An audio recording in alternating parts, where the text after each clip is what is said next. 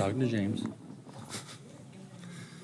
Okay, good evening, everyone. We're going to bring the special meeting of the Santee City Council to order, June 11th, 2025.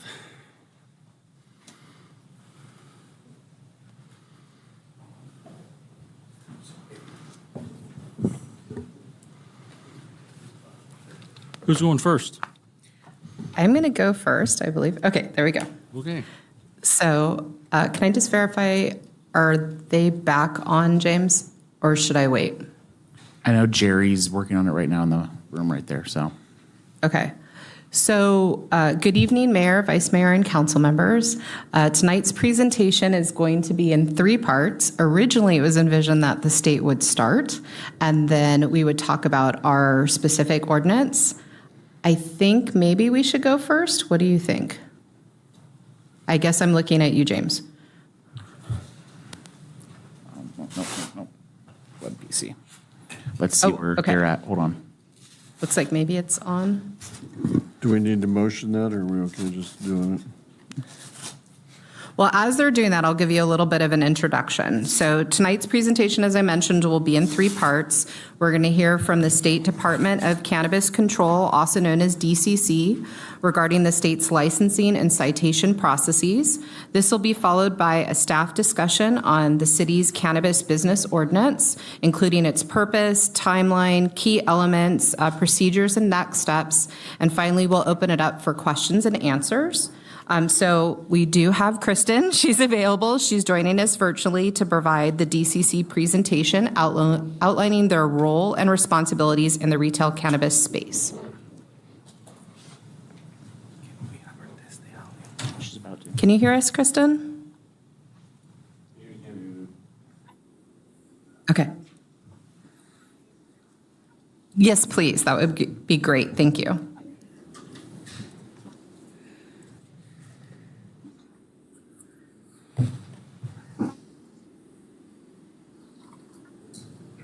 Yes, thank you.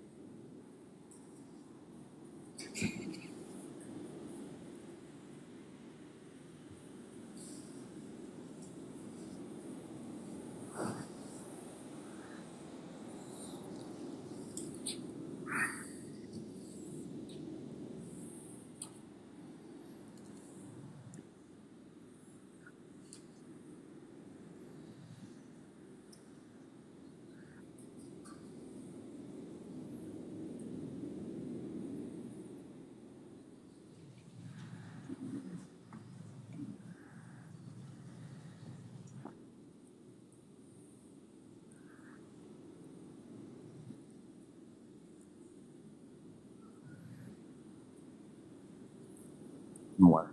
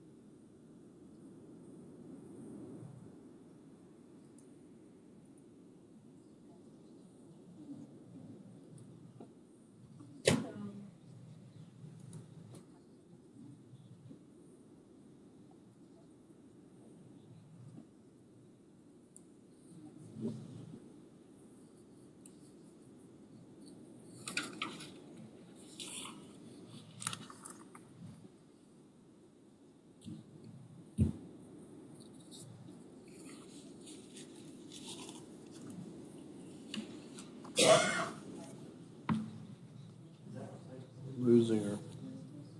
Can you hold on one second? Kristen, I'm sorry, we can't hear you. Yeah, we've lost, all of a sudden, yeah. There you go. Now, yes. I think you were probably sliding away from your, yeah, we got you. Can you hear us now, Kristen?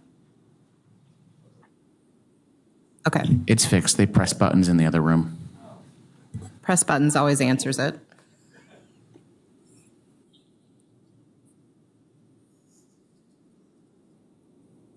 No.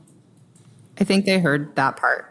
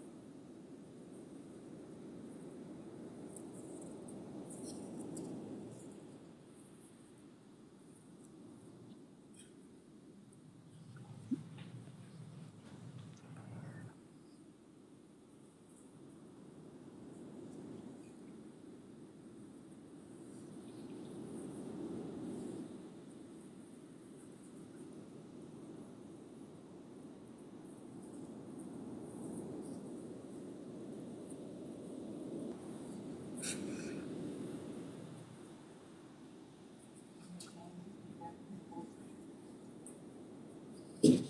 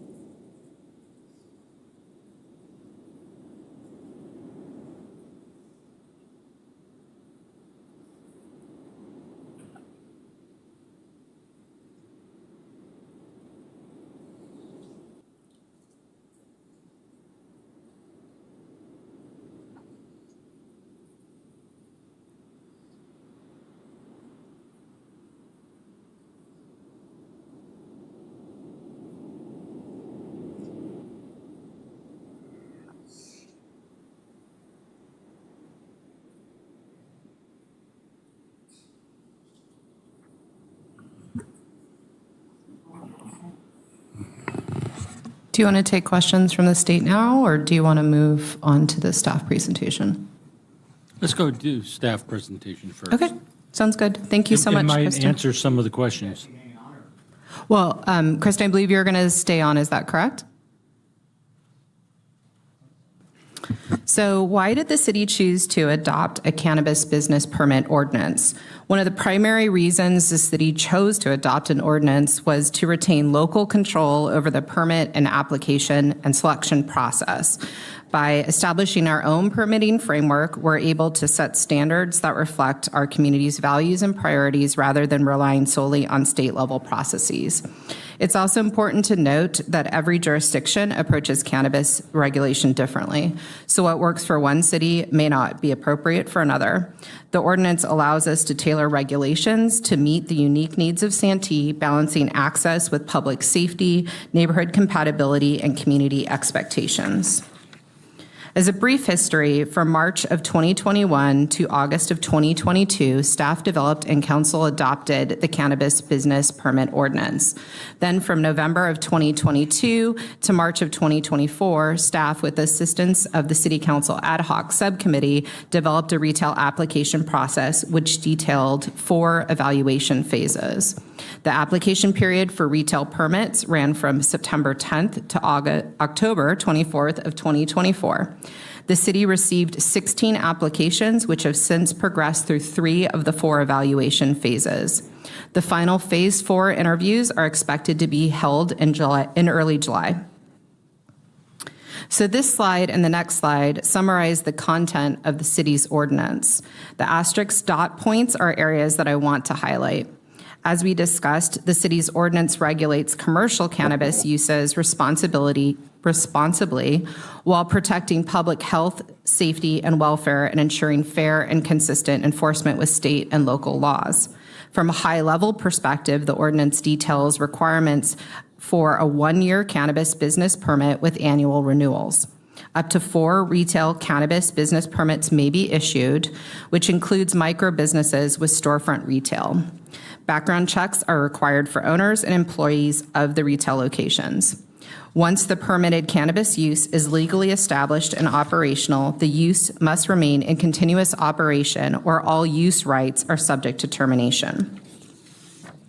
The ordinance also established sensitive use buffers, which require cannabis businesses be no closer than 900 feet from any parcel, feet from any sensitive use identified outside of the city whose buffers extend into the city. A cannabis business must implement sufficient security measures to deter and prevent the unauthorized access to or theft of cannabis or cannabis products.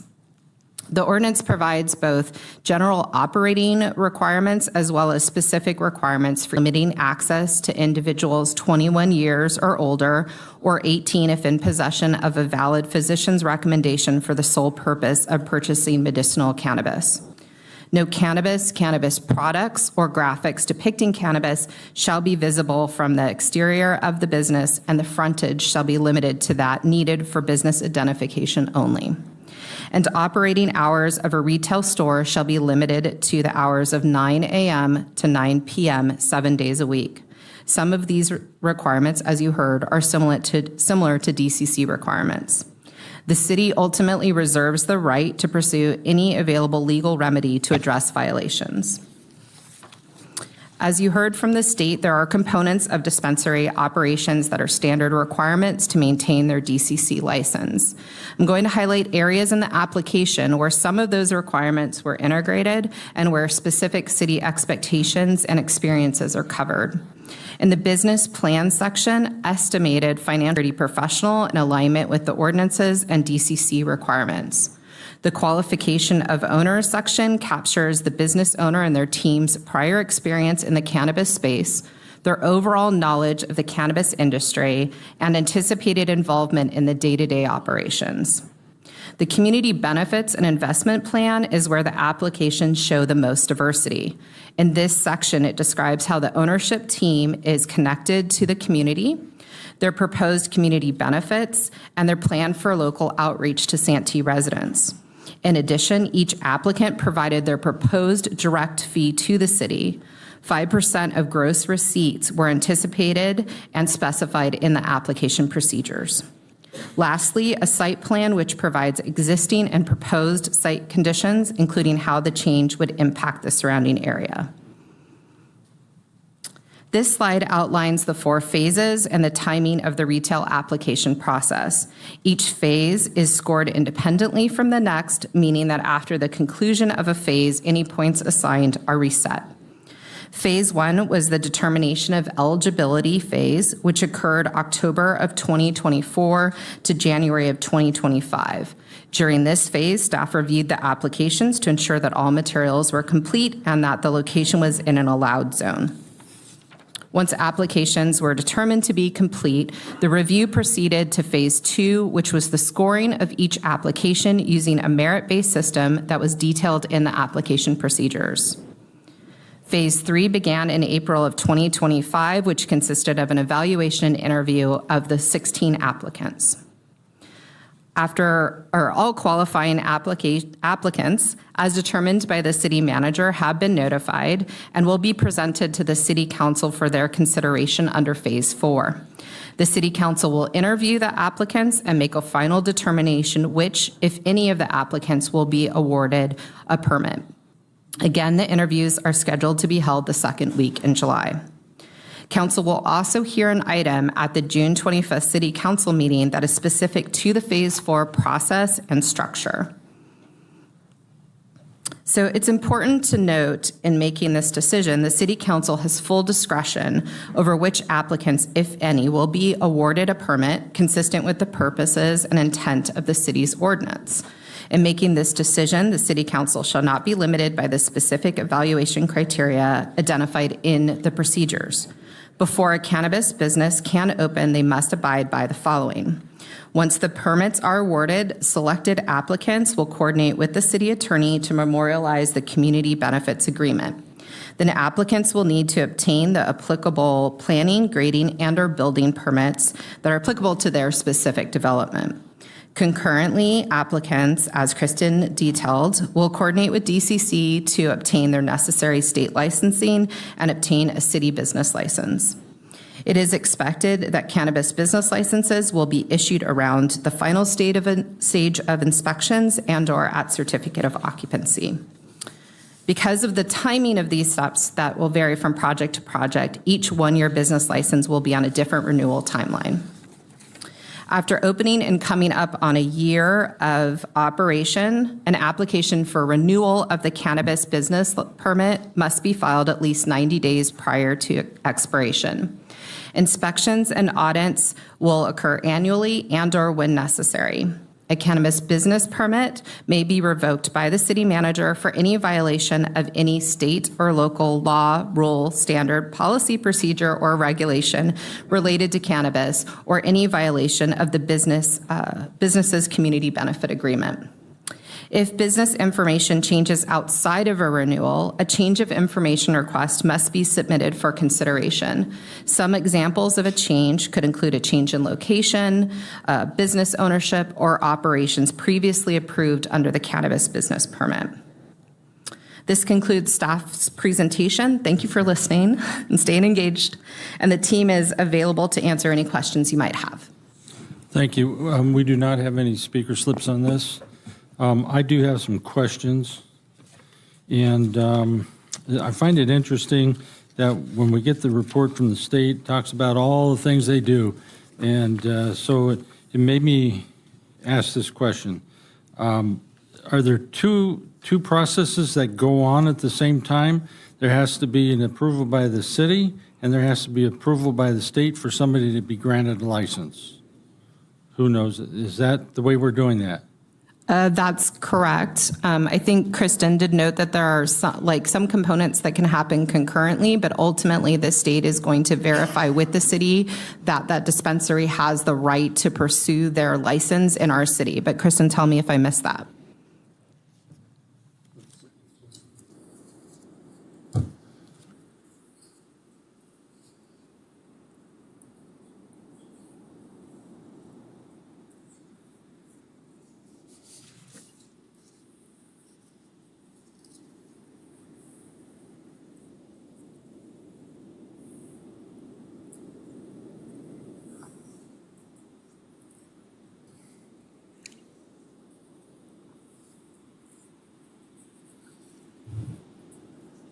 Okay, that was the question. One of the questions that I had is which one do you do first? And because I know that we go through an exhaustive process, or what I think is exhaustive, probably is for the applicants, just to get to the city council and get approved. And then now they have to start what sounds like they'll process almost over again at the state level.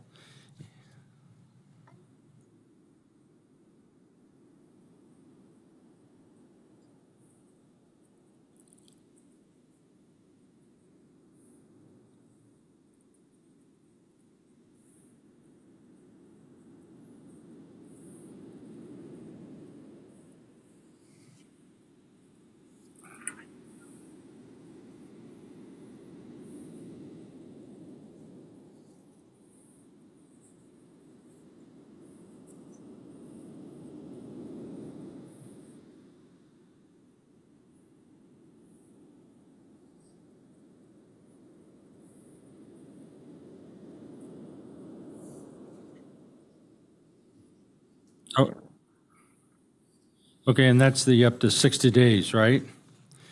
And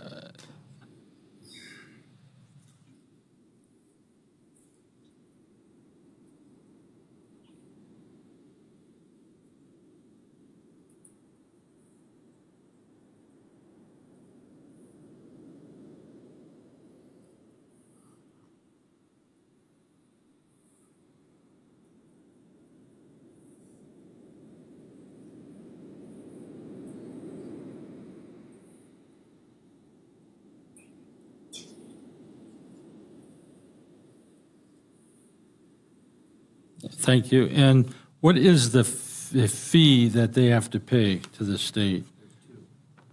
There's two? Okay.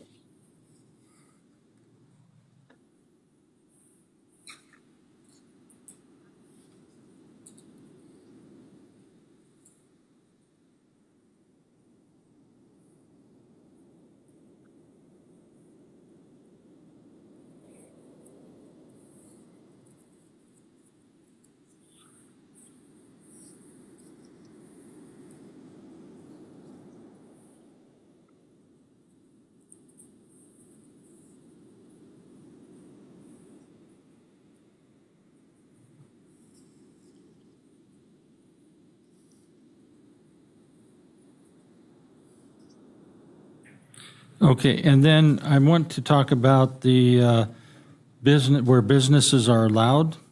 And I'm sure that we have coordinated with the state on where our businesses are allowed, because I'd hate to have the applicant qualified to be in a place in our city, but then all of a sudden they don't qualify at the state because our locations don't match the state's.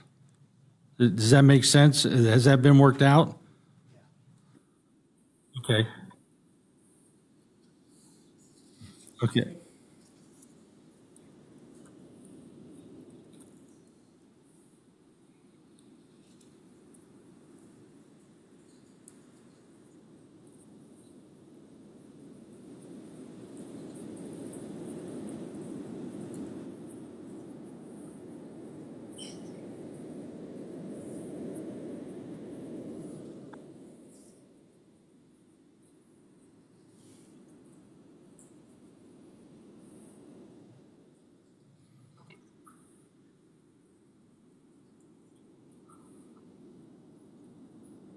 Okay, and I'm sure you guys learned about that in your subcommittees? Yeah, and Mayor, sorry to interrupt, but remember the state has some buffers, but we We went over and expanded above that. the buffers, so Yeah. we're more restrictive than the state. So anything we I allow get that, should but be consistent with the state. I couldn't remember exactly what the discussion was. It's been so long ago. Yeah, Yeah. that's why we're So doing this. I'm Exactly. clarifying that. And then you talk about complaints that can be, lodged on your website, and you can do that either by identifying yourself or anonymously. Are you aware of any known false complaints that have been lodged by competitors against another establishment? I should say between competitors?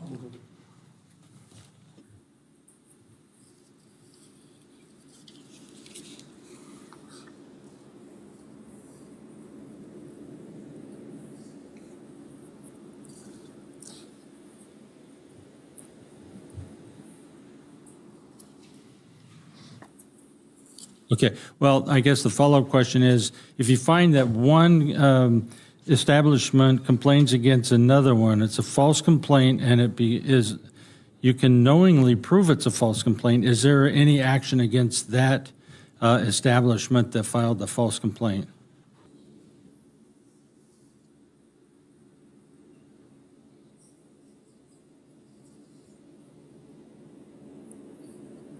Well, the reason why I ask that is because what is there to prohibit or to discourage from somebody from doing that? And if nothing happens, then, man, we got a lot of complaints that could be lodged.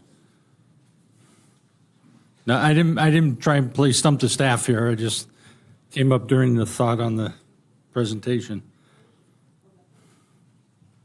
How about if you get back to us on that? Thank you. That's all I have. Yeah, Rob? I actually have. Excuse me, of course. Cough as soon as I get to talk. All right, so the mayor asked a question with regards to the application fee and the state licensing fee.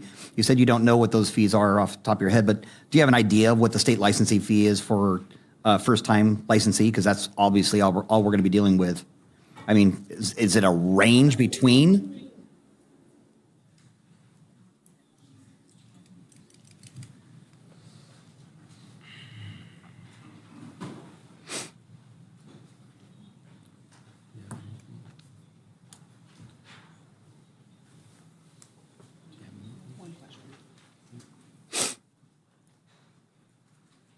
I got 39 of them that I might ask you.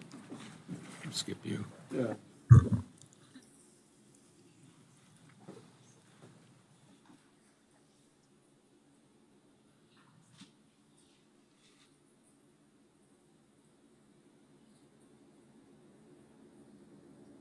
Right?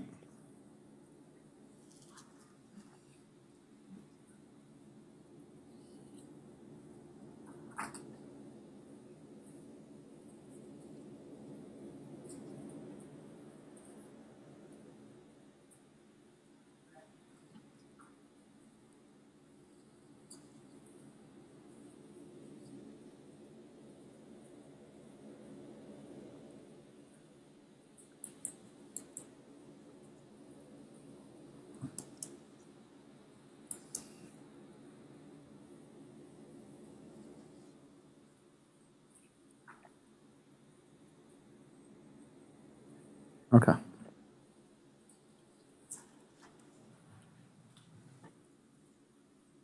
Okay. But the state license, is that per retail location, or is that for the entity as a whole? Okay. Okay. And then another thing, you kind of stepped around the time frame part. If an application is actually done properly, it's, we've done our job on our side, and it's a complete and perfect application, and it gets up to you. What is the time frame for processing for a license at the state level? If all is right out the gate.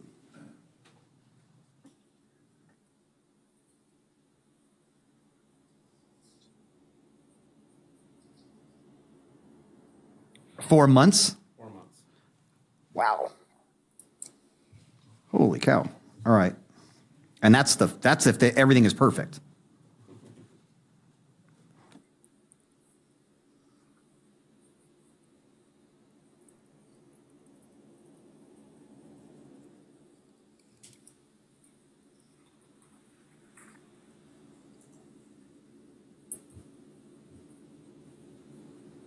Correct.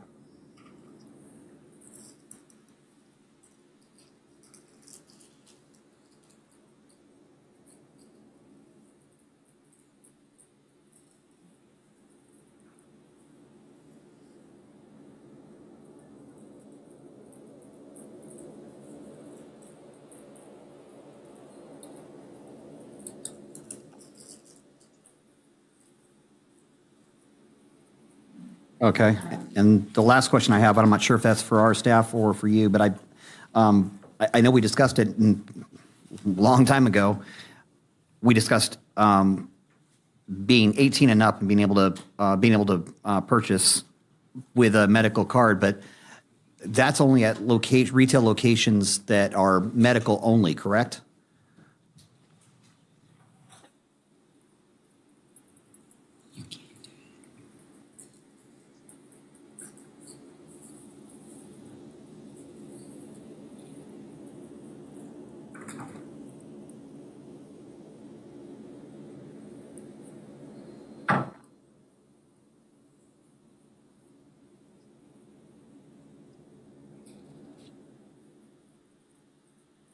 Do we have the authority to preclude that and require everyone to be recreational use only, so that it's 21 and up?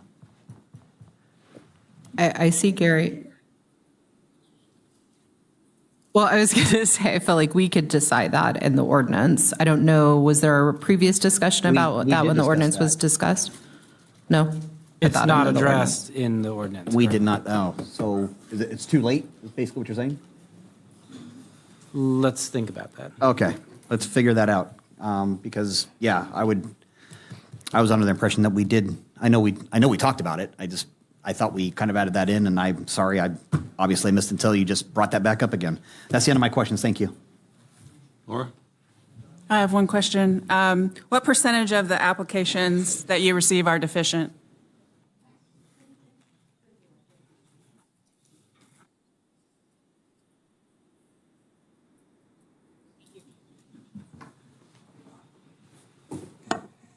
Okay. All right, that actually concludes our meeting, special meeting. So I'm going to adjourn this and give you 4 minutes to Thank you, get ready Kristen. for the next one. Thank you for your time. Thank you very much. Mayor, can we have 15-minute recess? You got, you, I'm joking. I have to. I'm joking.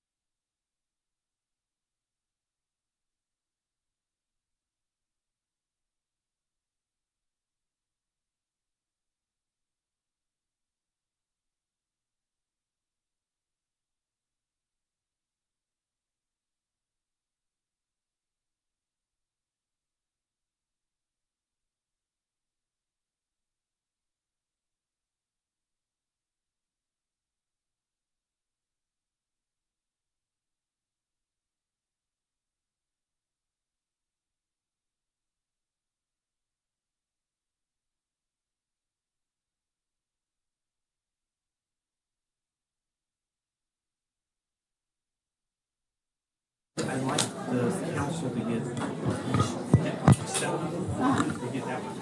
Okay. All right. We want to hand those up. Yeah, just right on his handout. Would Kathy Miller and Eleanor Warsh come up to the front for their speaker slips? We need to know what item you're speaking on.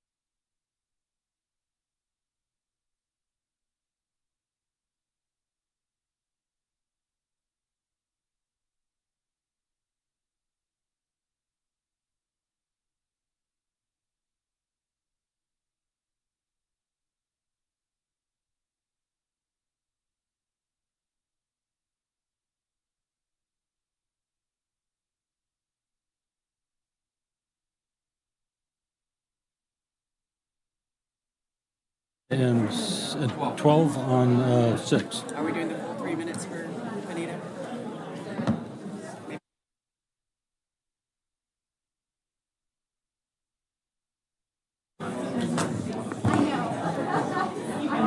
Since we've discussed this topic What? so many times before. It's Yeah. Good evening. Good evening, everyone. I hope you're all having a great evening. And we're going to call this meeting of the Santee City Council together on June 11th, 2025. Tonight, the invocation will be given by Eric King. He's an elder at the Lakeside Christian Church, and he at that church is located at 13739 El Monte Road in Lakeside, and he's been a member there since 2018. Excuse me. Eric holds a Doctor of Pastoral Ministry degree from Destiny Christian College in Winter Haven, Florida. He previously founded and served as lead pastor of Spirit Life Temple, a non-denominational community church in Clarkston, Michigan, from 2000 to 2010. Following his tenure, he served as church overseer and advisor to the pastoral team from 2010 to 2018. In addition to his local ministry, Eric has tirelessly worked for the city of Santee while continuing his mission to spread God's love and service globally. His missionary work has taken him to South Africa, Botswana, Kenya, and Tanzania, where he has helped local pastors secure land to dig freshwater wells, plant vegetable crops, and build permanent housing for over 400 orphans. And he has also facilitated the construction of tent-style church facilities for 37 congregations, previously worshiping in the open due to a lack of space. Joining us this evening, Eric, please lead us in prayer tonight and pray for the city council, for our great country, and of course our great state. And then we're going to have city manager lead us in the pledge afterwards. Thank you, Mr. Mayor. Will you pray with me, please?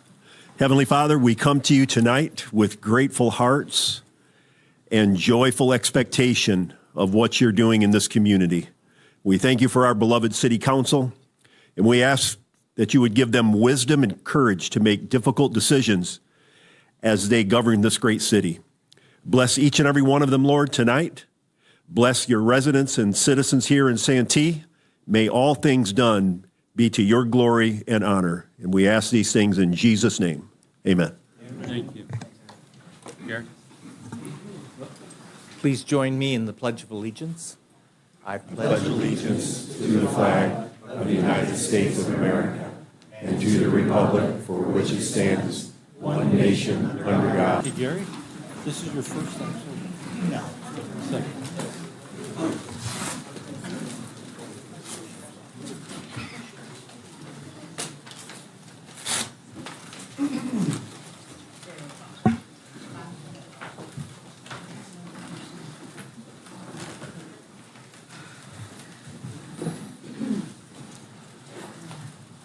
All right, that takes us to the calendar and the consent calendar.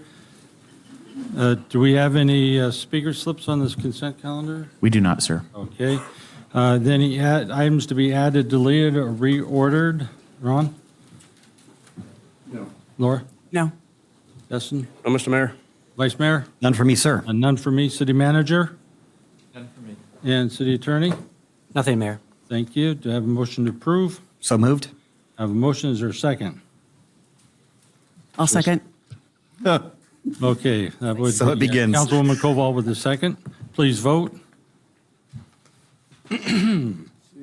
Motion carries unanimously.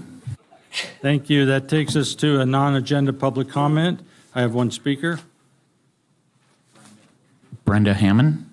Brenda, where are you at? There you are. Okay, I'm trying to put a smile on you guys' face before the rest of the meeting. So, I'm okay now. Yesterday I was angry.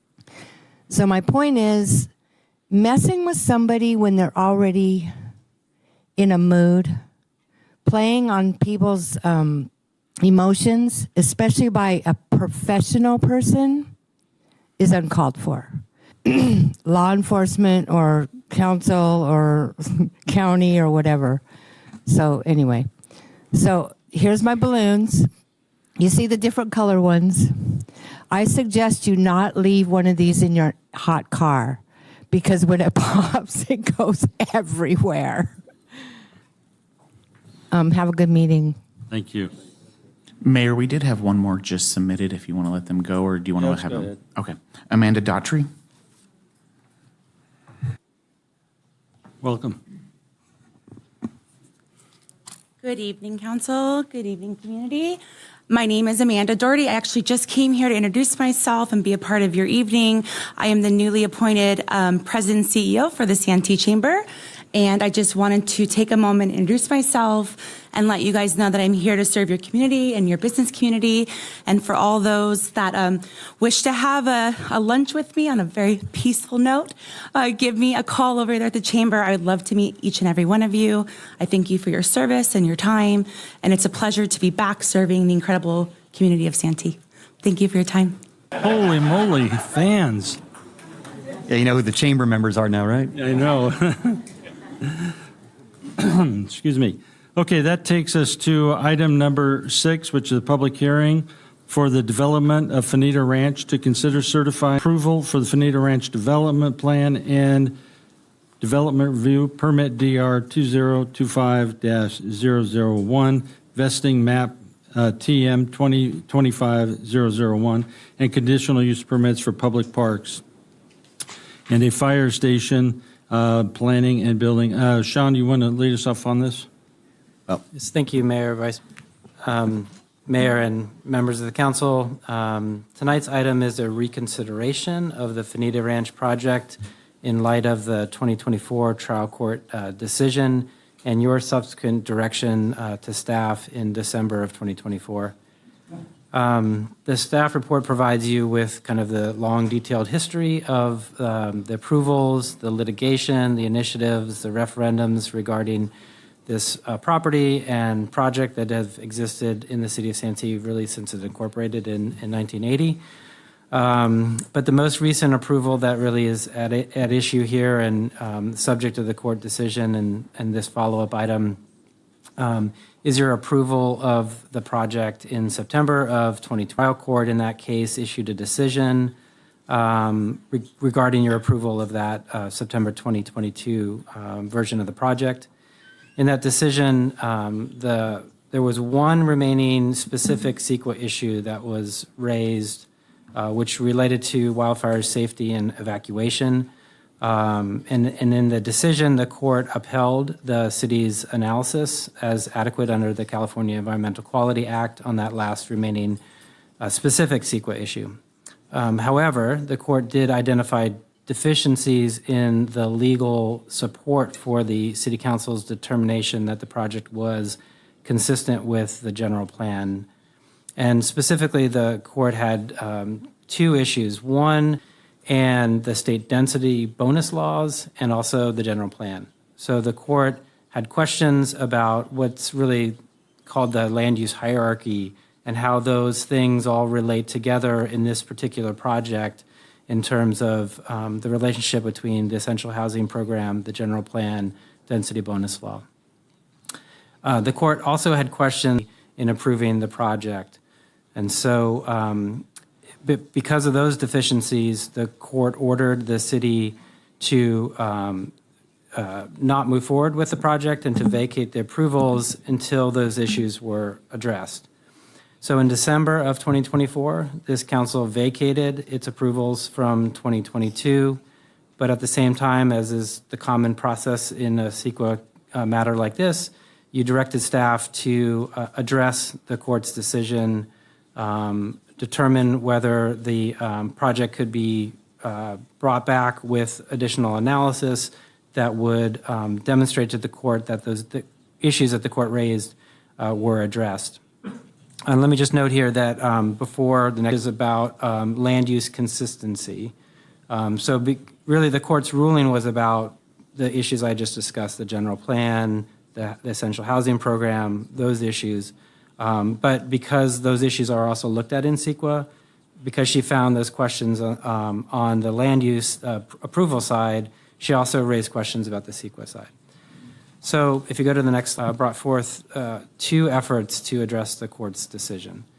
The first one was in February of 2025, staff presented to council and the council adopted an amendment to the essential housing program, which responded to the court's decision by connecting dots that the court didn't really see connected in the original version of that program.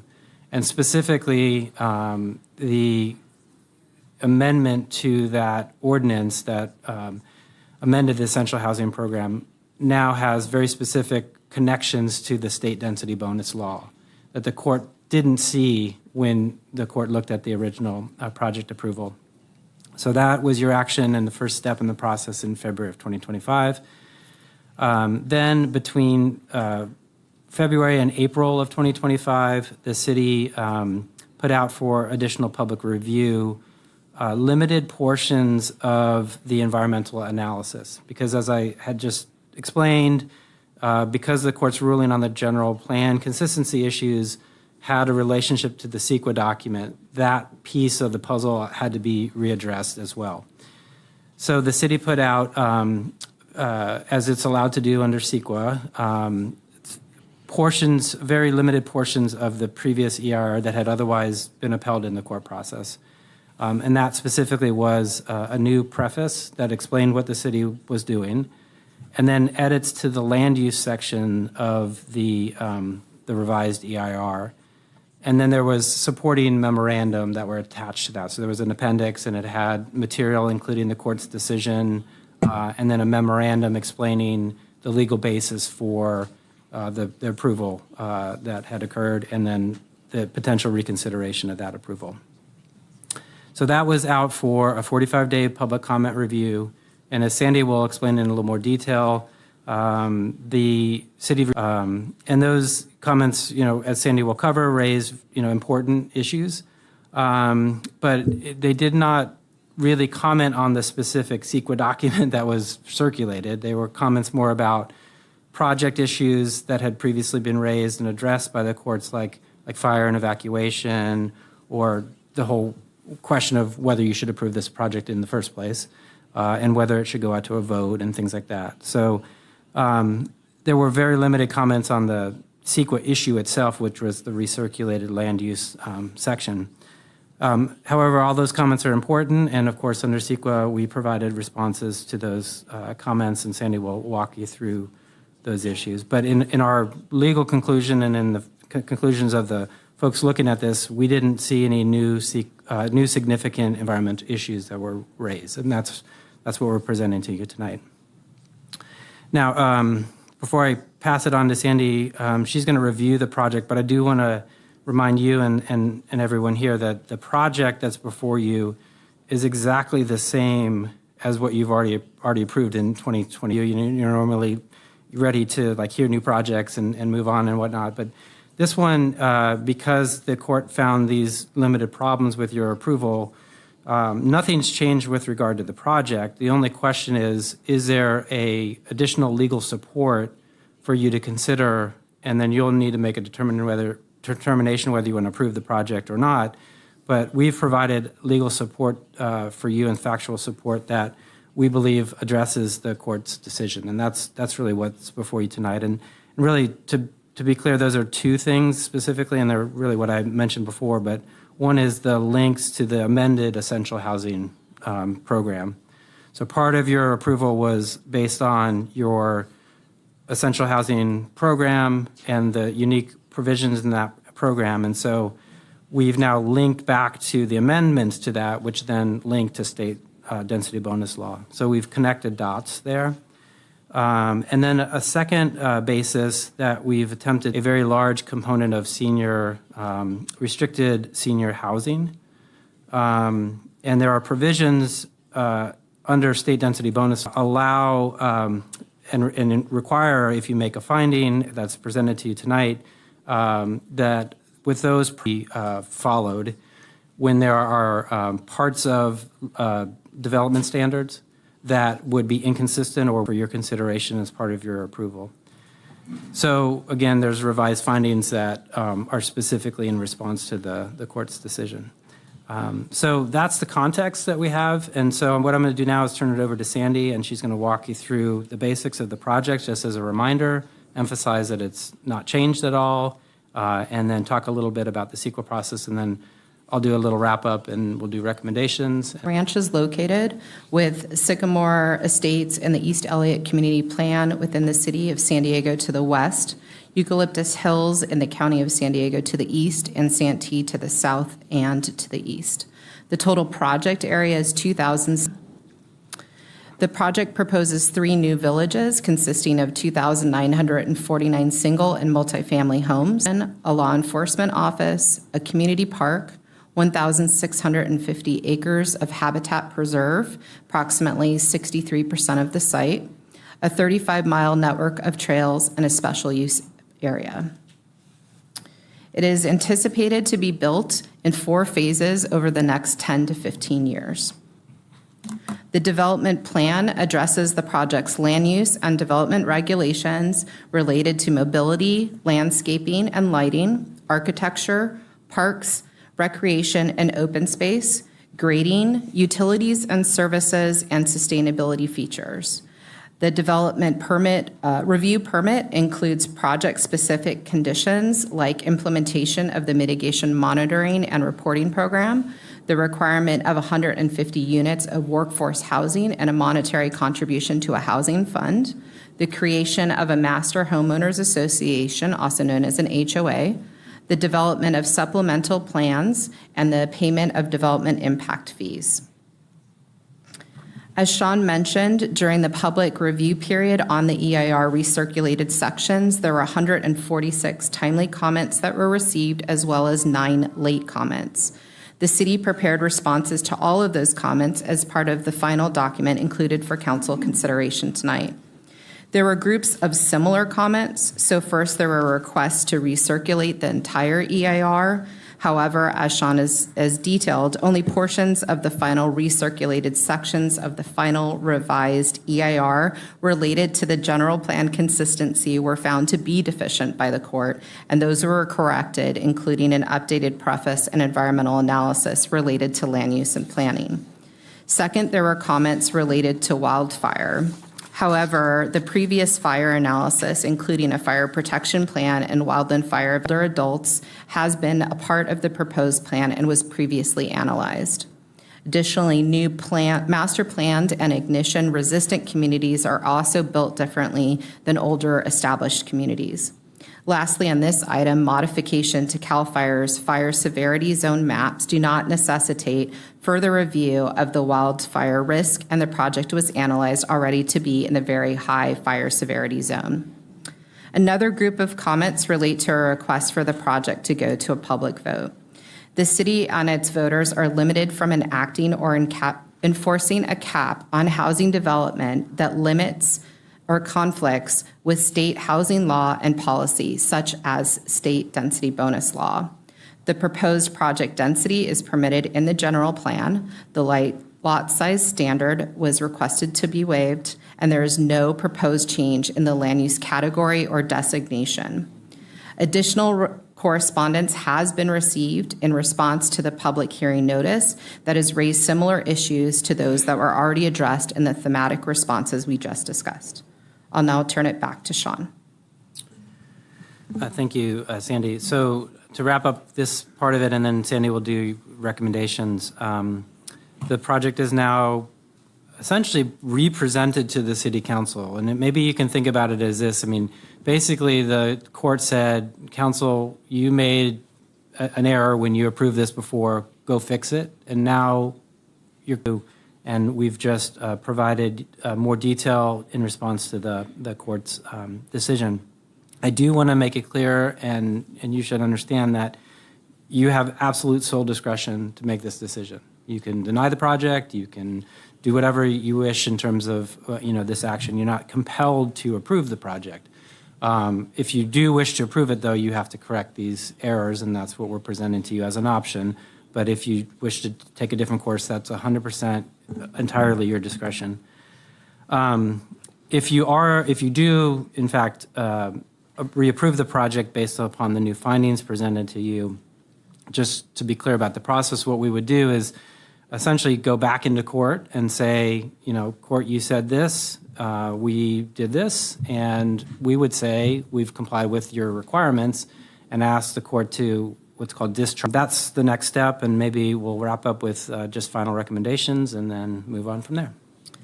So staff recommends that you conduct and close the public hearing. You certify the final recirculated revised environmental impact report, including the second recirculated sections for the Fanita Ranch project. adopt findings of fact, a statement of overriding considerations, and a mitigation monitoring and reporting program under CEQA, that you approve the project, approve the vesting tentative map, approve the development plan, and develop. I do have a number of speaker slips, and in the interest of time, what we're going to do is allow each speaker to have 2 minutes instead of the traditional 3. Otherwise, we would be here an awful long time tonight, and we want to be considerate of everybody's time in their evening hours.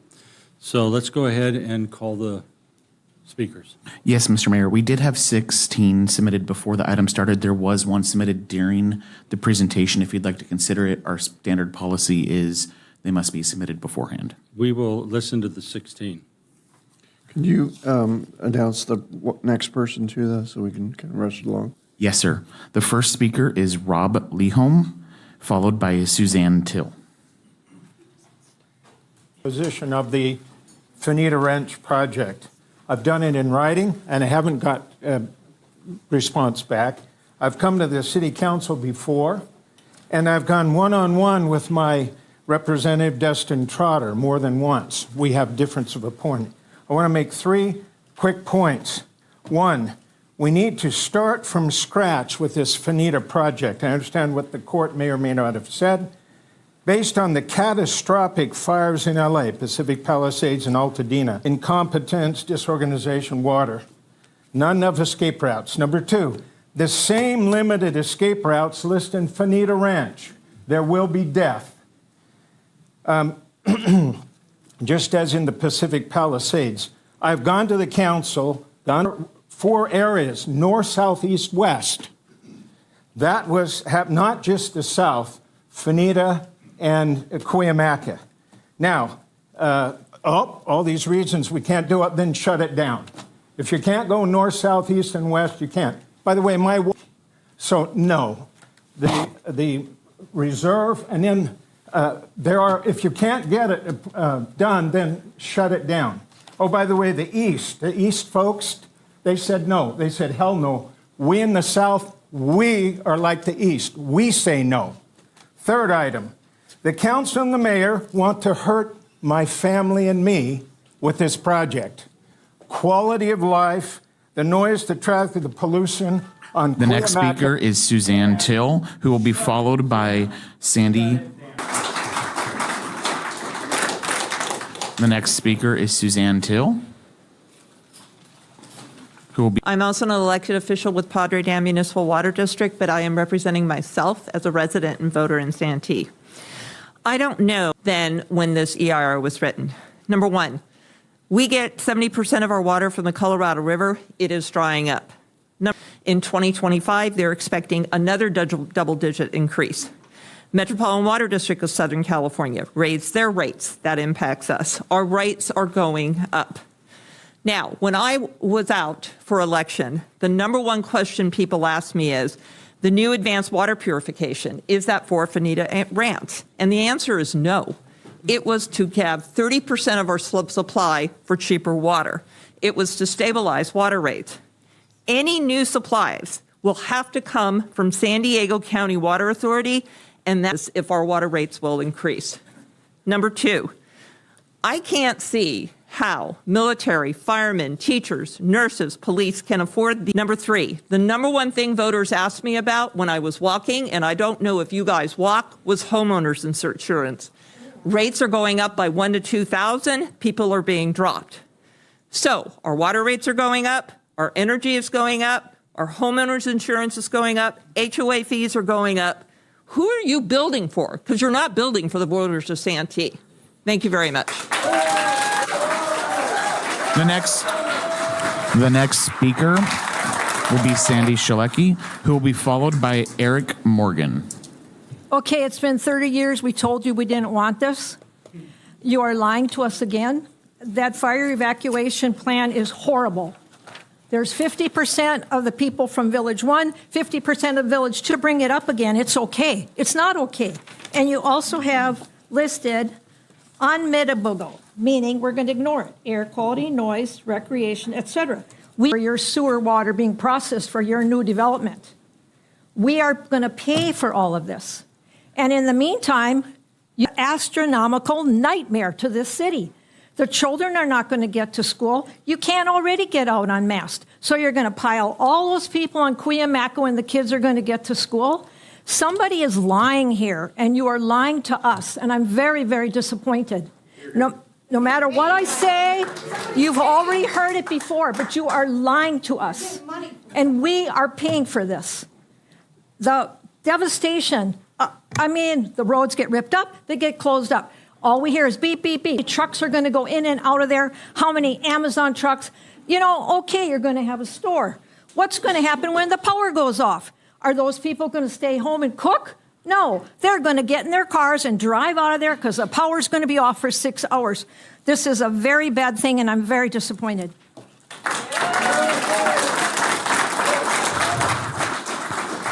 The next speaker is Eric Morgan, who will be followed by Linda Markel.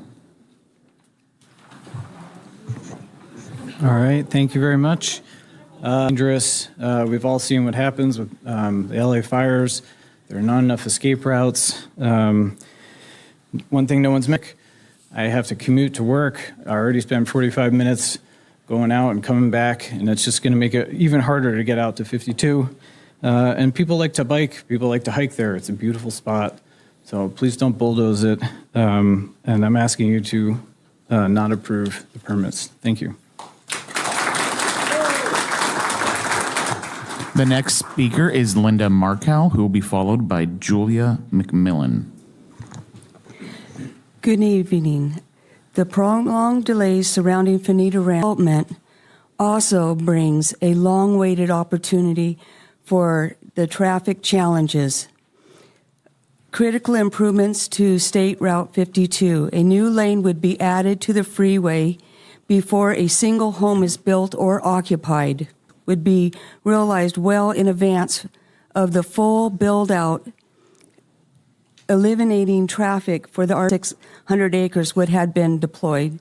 Instead, the current plan utilizes about 26% of the land, preserving the rest for a subsistting community and generate numerous jobs, significantly benefiting our economy. Just imagine what the housing market would have looked like today if this project had proceeded 35 years ago. Options, including senior living, condominiums, and single-family homes. The variety is crucial to our community, housing needs, and communities will benefit. All won't have a significant inner city. And I'm talking about all this. McMillan, who will be followed by. My name is Julia McMillan. T's is transportation safety, and I'm currently funded via a federal grant by the Department of Transportation. As a Santee resident with a small child and another arriving in a few months, I live close to the site of the proposed Fanita Ranch development, and I was deeply disheartened to see that Santee is again proceeding with plans community. This is an area of extreme fire risk, and the emergency evacuation plan is woefully inadequate. Have we forgotten Paradise Fire so quickly? This development would add thousands of new residents with only a few small surface streets to handle additional durability as a community with easy access to the 52 for commuters. When, not if, but when there is an emergency evacuation in California that failed to learn from a deadly example that only happened 6 years ago, and that walked into that same trap, that traded a tiny short-term payout for residents being burned alive in their vehicles trying to escape a fire spreading at 60 miles an hour. I assure you I will not send my kindergartner to school in the premiums, adding thousands of units in this extreme fire area will exacerbate this risk and will ultimately cost Santee far more than it may bring in Home Fed's promise. The next speaker is John Cloud, who will be followed by Kathy Miller. Oh, my name is John Cloud. I'm representing Connie Bailey. Mrs. Bailey owns 18 acres that's contiguous to the entrance to this. There's actually a handout that I'd like the council to see. So I'm actually here to request that the city council give staff some direction to work on an equitable resolution to an issue that Mrs. Bailey's property has. Mrs. Bailey has TM 0603, so or 0306 actually. Her TM was approved with her husband Ed Bailey, and somehow, all those years ago, their 27 lots was based on the other side of their property, and their 27 acres, or their 27 units have actually been burdened with building the extension of Cuyamaca. This is not at all equitable to the Baileys. So I'd like to ask the city council through the approval process in this before it's just flat out that when Fanita Ranch gets built, the developers of Fanita Ranch are responsible for the extension of Cuyamaca, not the Bailey's property. If you guys could. Kathy Miller, who will be followed by Eleanor Warsh.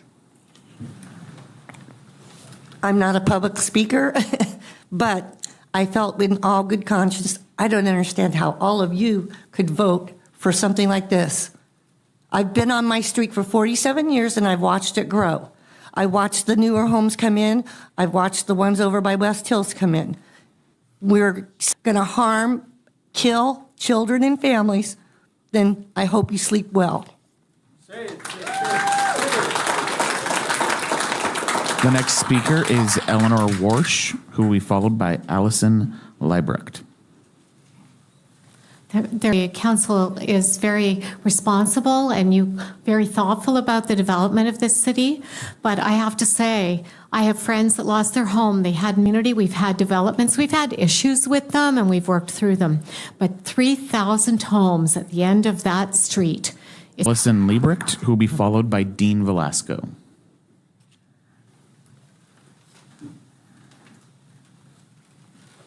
Honorable Council, my name is Allison Lee. To please vote no on item 6 for 3 reasons.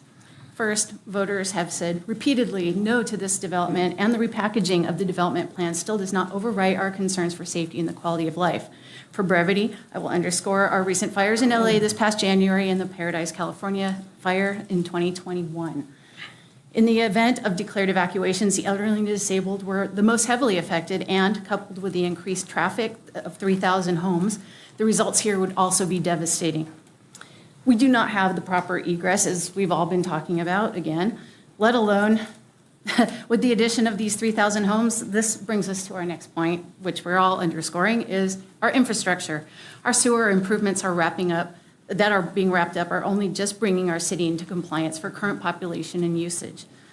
Our Sycamore landfill is close to capacity. I have this 2017 document from the California Regional Water Quality Board that says, based on estimates from 2024, the landfill owner, quote, has estimated the operational life of the site to be until October 2031, 6 years.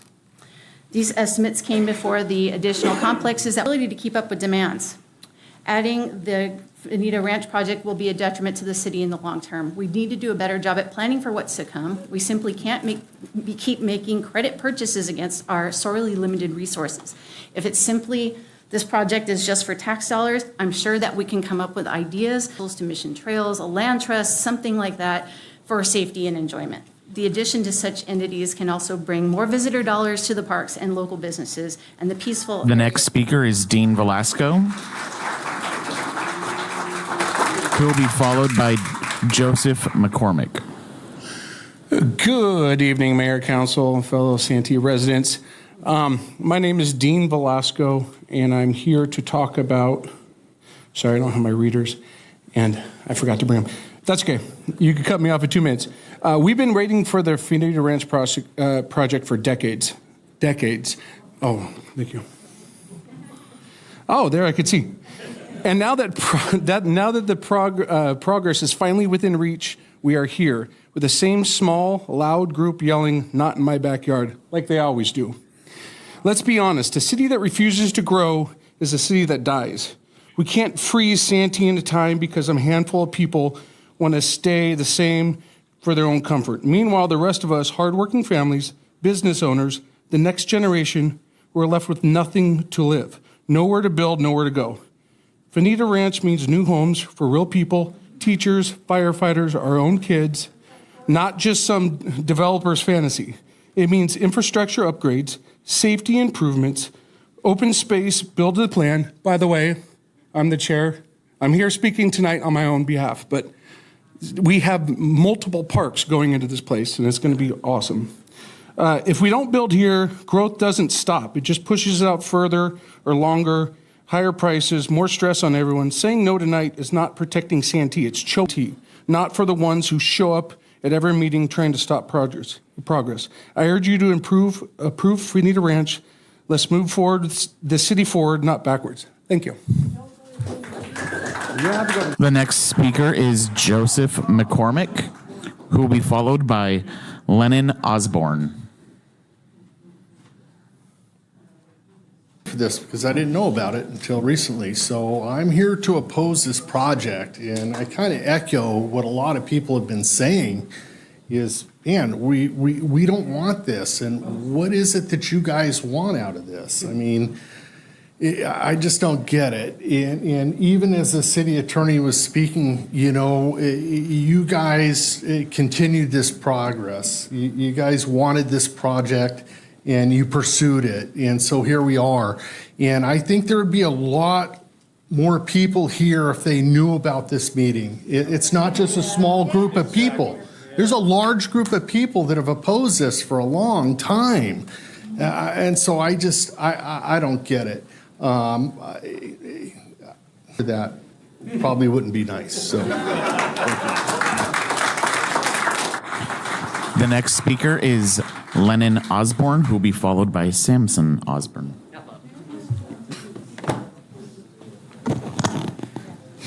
Okay. I support the building of more homes in Fanita Ranch because my dad is a mobile dog groomer, and building more homes will help his business as well as all other small businesses in the area. We need more homes. Again, yeah, that's all what I have to say.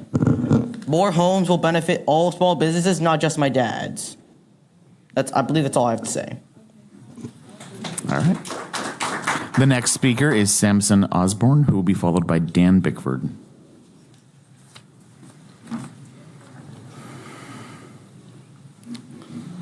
My name is Samson Osborne. I support this project.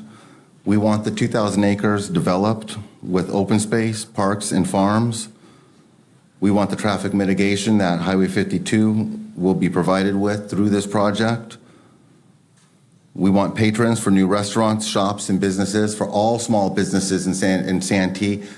And many of these people have singled you all out by pointing at you. And I know every one of you want the same thing. We need patrons for our small businesses or they will fail. I trust your expertise. Don't trust these fakes. They've been poisoned by a man who didn't even have the composure or the dignity to show up tonight. That's all I have to say. Thank you, and thank you for your service to our city, and thank you for our service to this country. The next speaker is Dan Bickford, who will be followed by Sharon Guerrero. 2 minutes. I need more than 2 minutes. Actually, I don't, because in preparing for tonight, I took a look at my words from 2022, and they ring true today. And they said the number one reason I support the Fanita Ranch project is the most basic: property rights. I firmly believe in the exclusive authority of the property owner to determine how that resource is used. I'm for 2,000 acres of open space. I'm for parks and farms. I'm for traffic mitigation on 52. And I'm for new patrons for our shops and our restaurants. Traffic and just perceived fire danger. We've already deliberated that. Fanita Ranch will be built safer than anything that's currently existing in Santee. There's nothing we can do about Fanita Ranch is going to give us the money to fix 52. So I trust your expert. I urge your vote in favor of the Fanita Ranch EIR. Thank you. The final speaker will be Sharon Guerrero, and for the record, the speaker slip that was submitted late and is not heard was from Charlie Plavy. But the final speaker will be Sharon Guerrero. Hi, I just wanted to say that the builders are going to tell us whatever they want us to hear. I'm both frustrated and appalled by the ongoing attempts by the City Council to approve Fanita Ranch housing proposals. I ask you to respect the court's decision and Santee's voters' rights to control the zoning of Fanita Ranch. I understand that Home Fed could care less about the safety or well-being of Santee residents or the fact that CAL FIRE designated it as a very high fire hazard severity zone. Home Fed's only concerned about how much money they can make from the land in our community. It's clear that Home Fed will do whatever they can do to make their money, and that includes trying to advertise the development of affordable housing, senior housing, et cetera, which would be minimal, and to adequately represent the community they are supposed to serve and protect. Instead, they keep trying to prevent voters from making decisions that greatly impact the community. The court has already ruled the Santee City Council should have allowed the citizens to vote on ballot initiative before approving the project. The Fanita development was stopped by public referendum and 3 court decisions prior to 2012.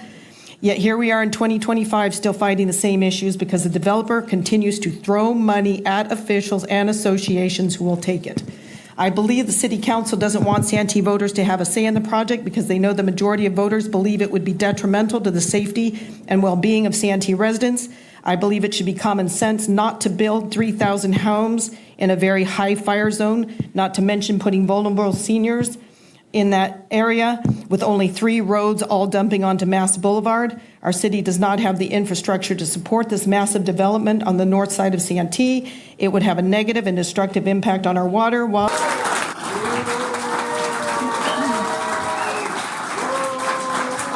No further speakers.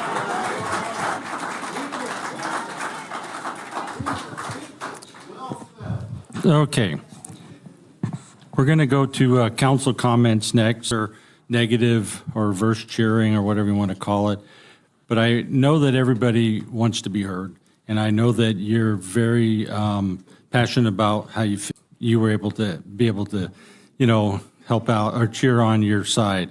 Now we're going to hear from council. Please have respect, though, because they need to hear they need to say what they need to say, and we expect that that you can hear what they have to say without anybody interrupting. So thanks. Who wants to go first? Dustin?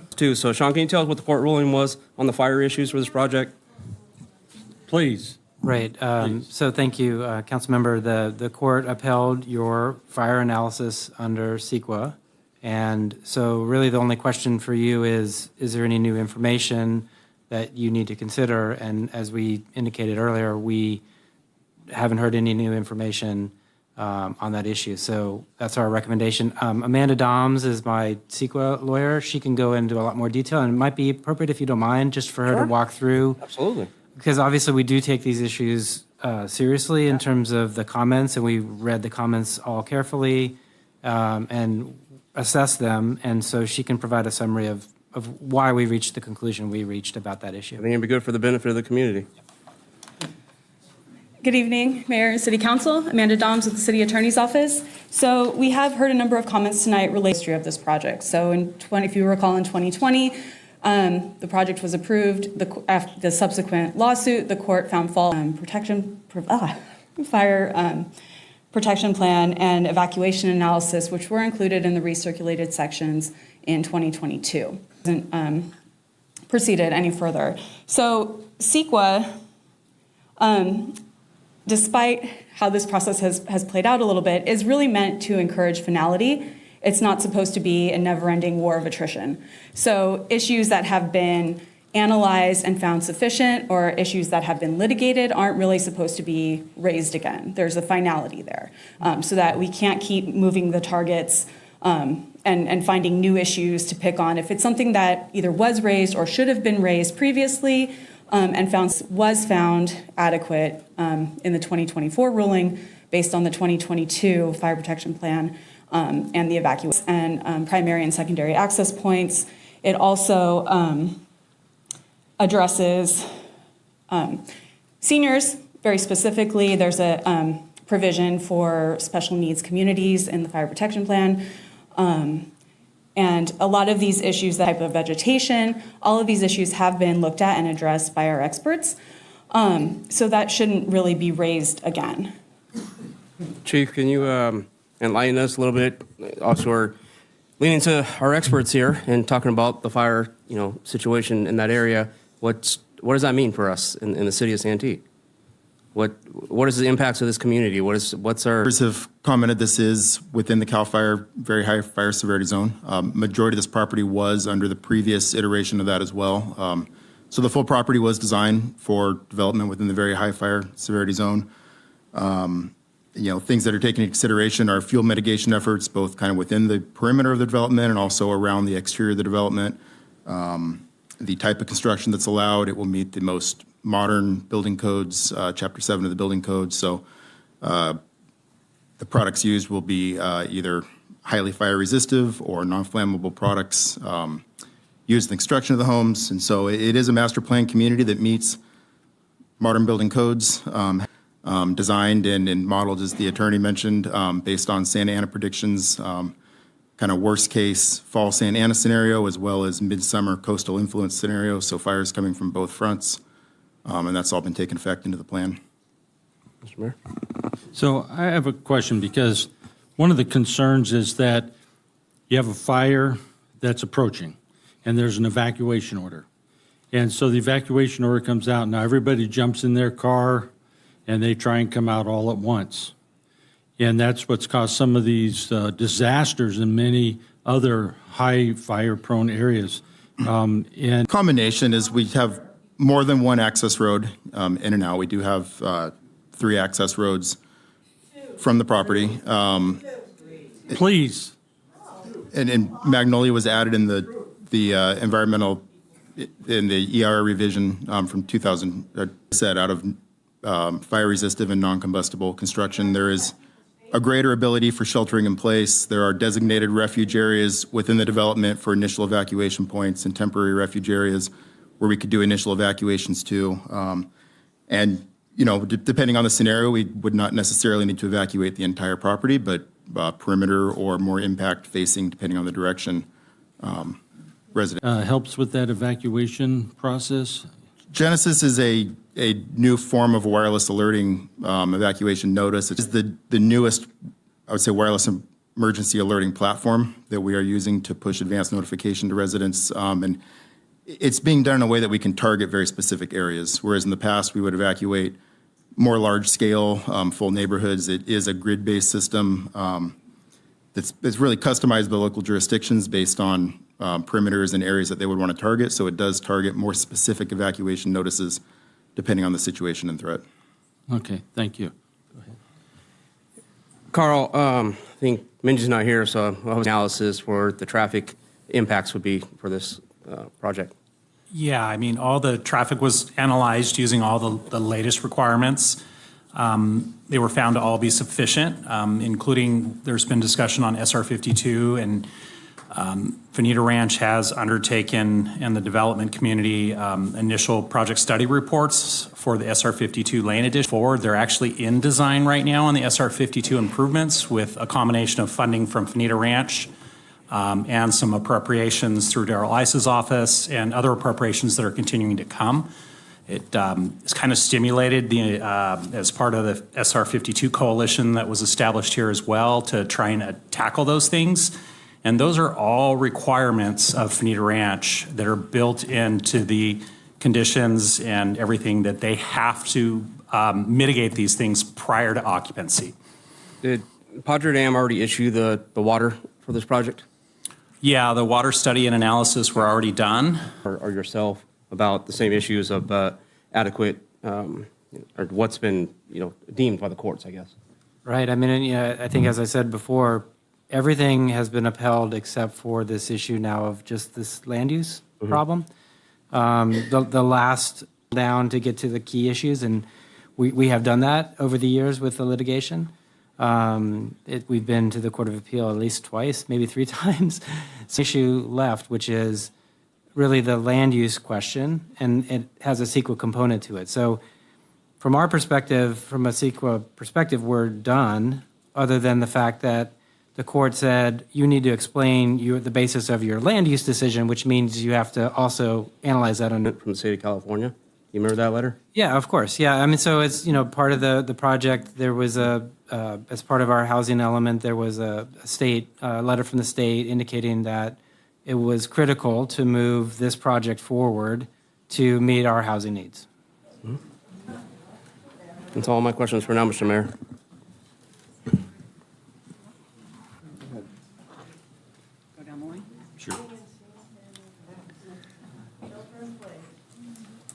All right, so the first one I recall probably was in 2019. I'm not sure. I think 2019 that I recall.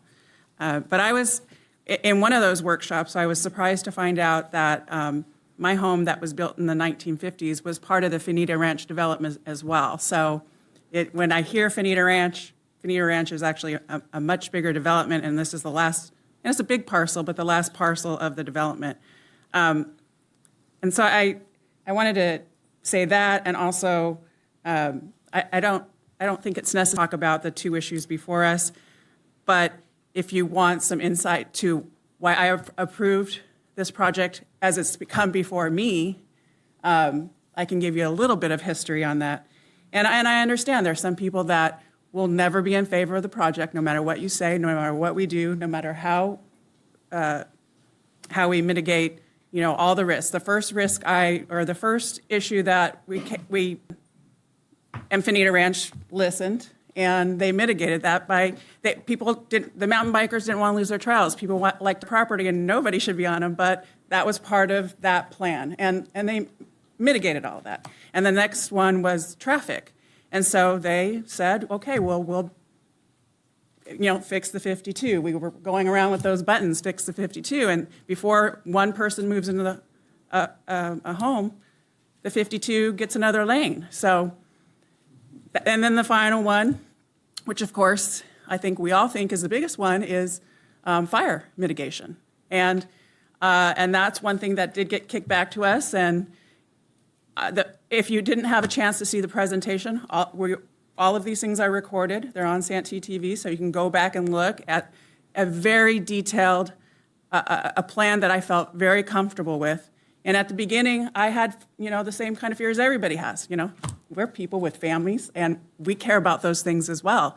But on the other hand, and we do have a housing crisis in California. It's absolutely unaffordable. I've lived in my home for decades here in Santee, and I don't know that I could afford anything. If I were in my 30s trying to buy a home, I don't know that I could. So I did write some things down so I don't ramble too much.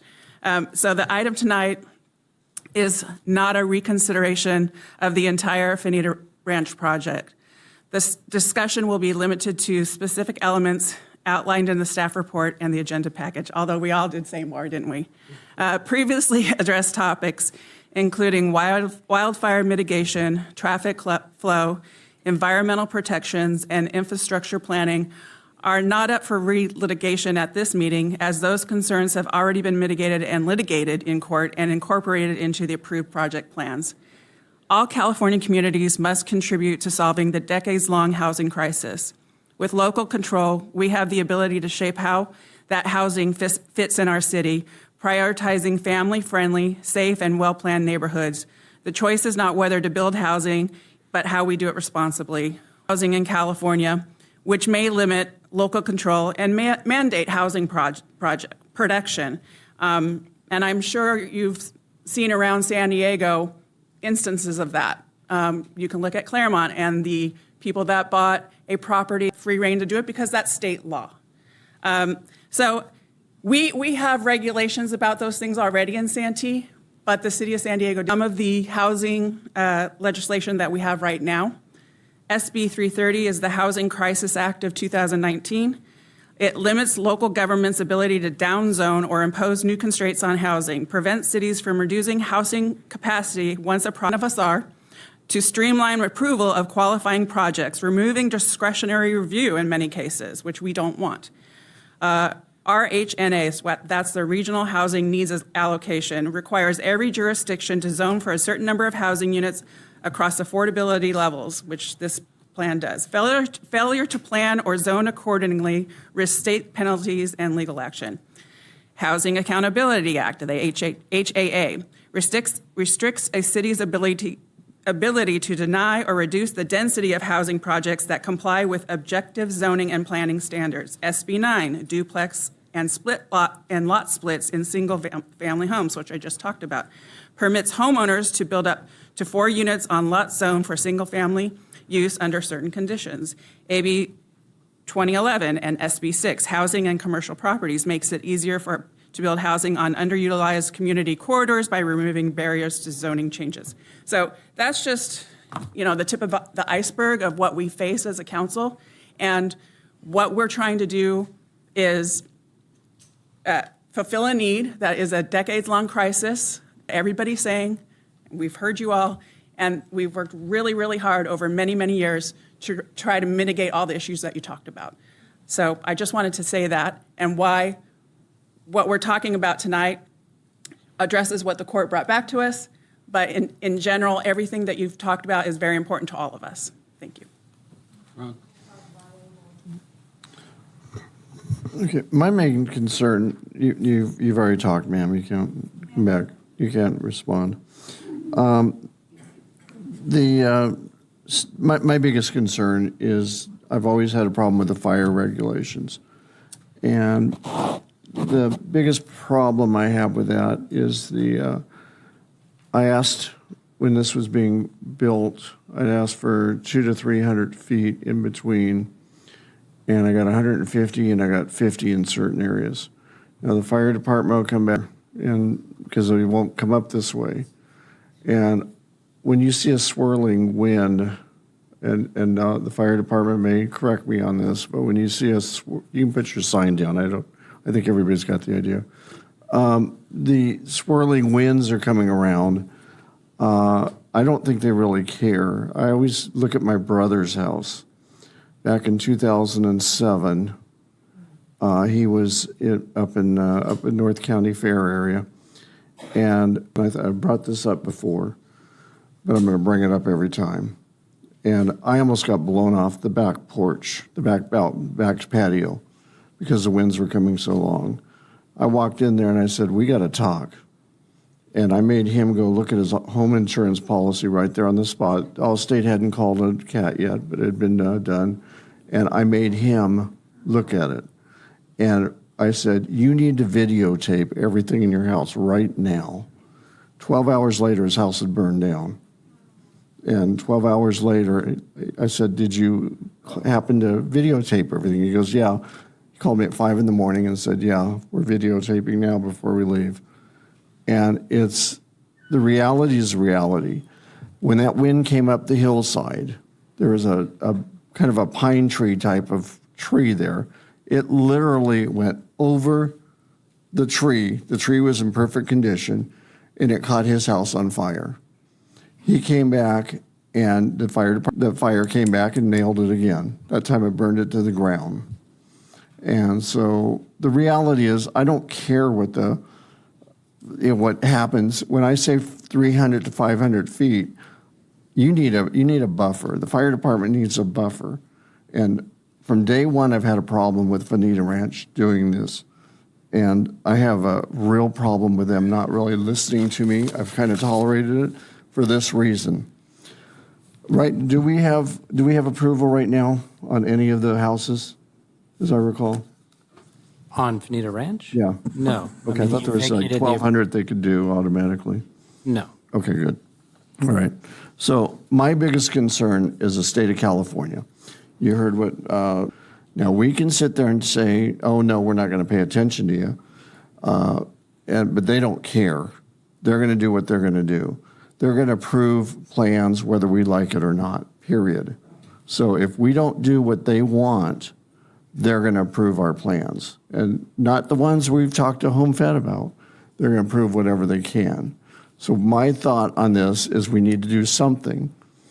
And I've voted for this a couple times now for that very reason. I'm more worried about the state telling me what's going to happen than anything else. That really bothers me and concerns me.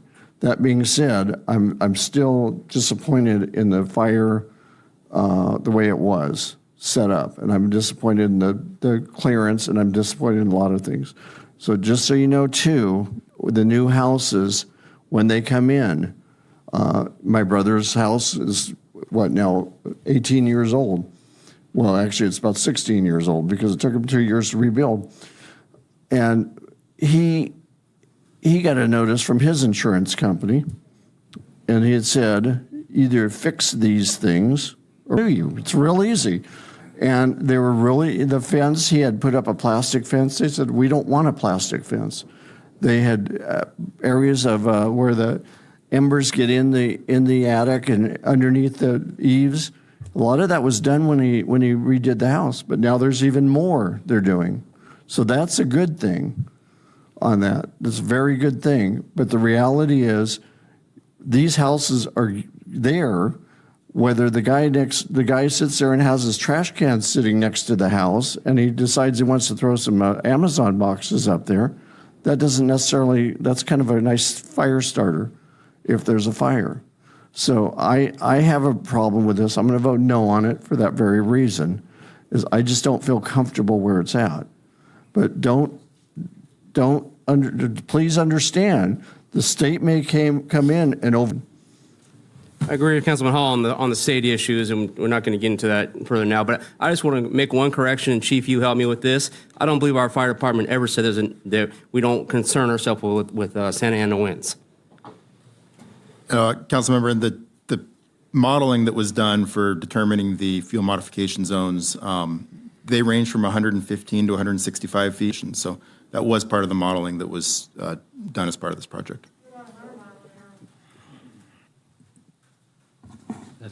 I changed my mind, sorry.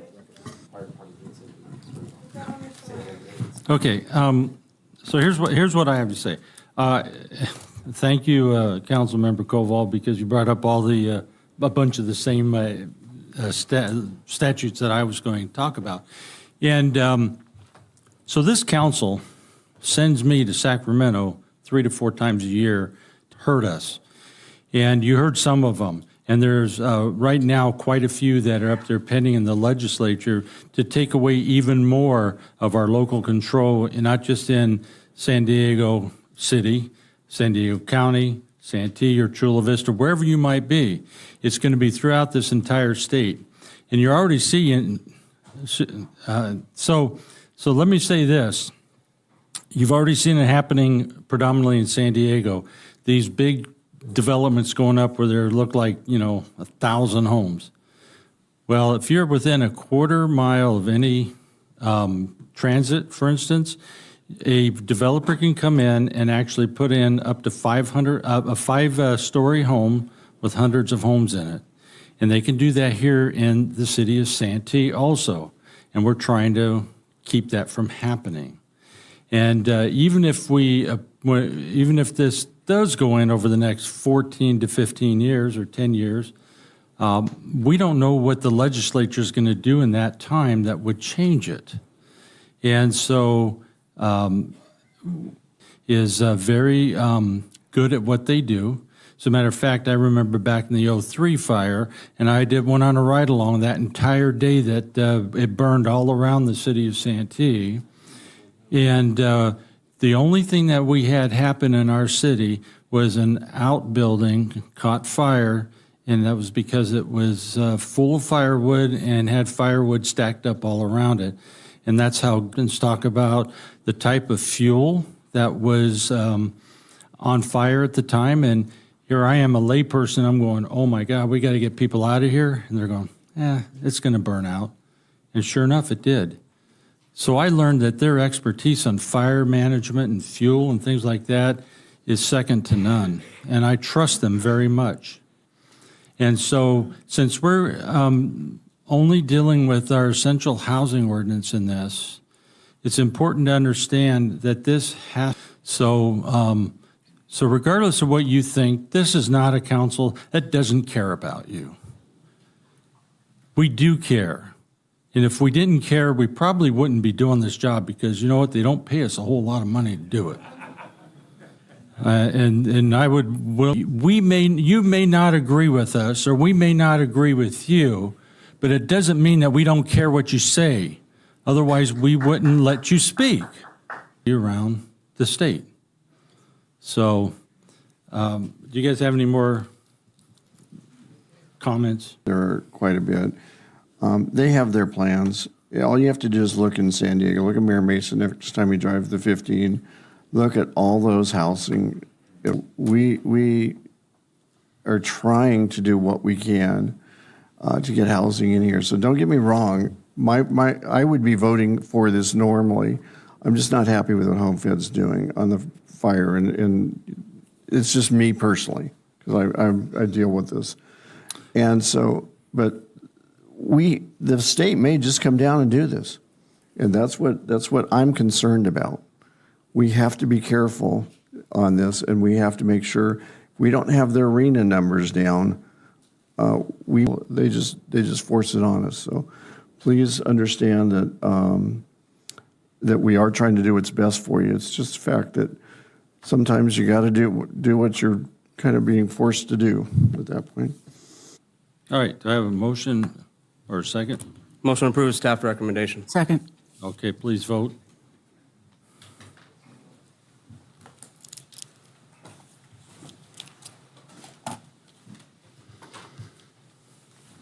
Motion carries with 3.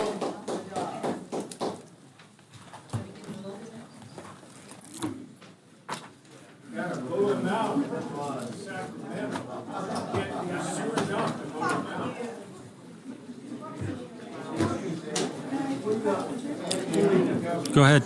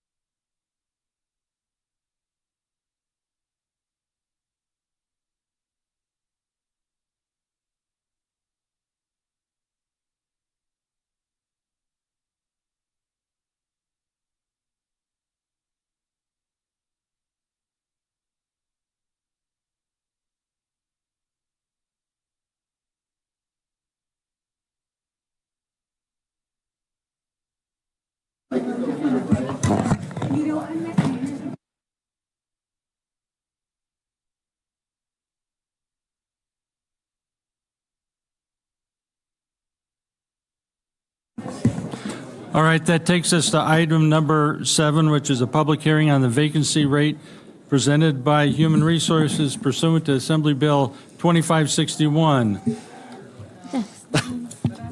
Are you going to introduce this? Yes. Good evening, Mayor, Vice Mayor, and council members.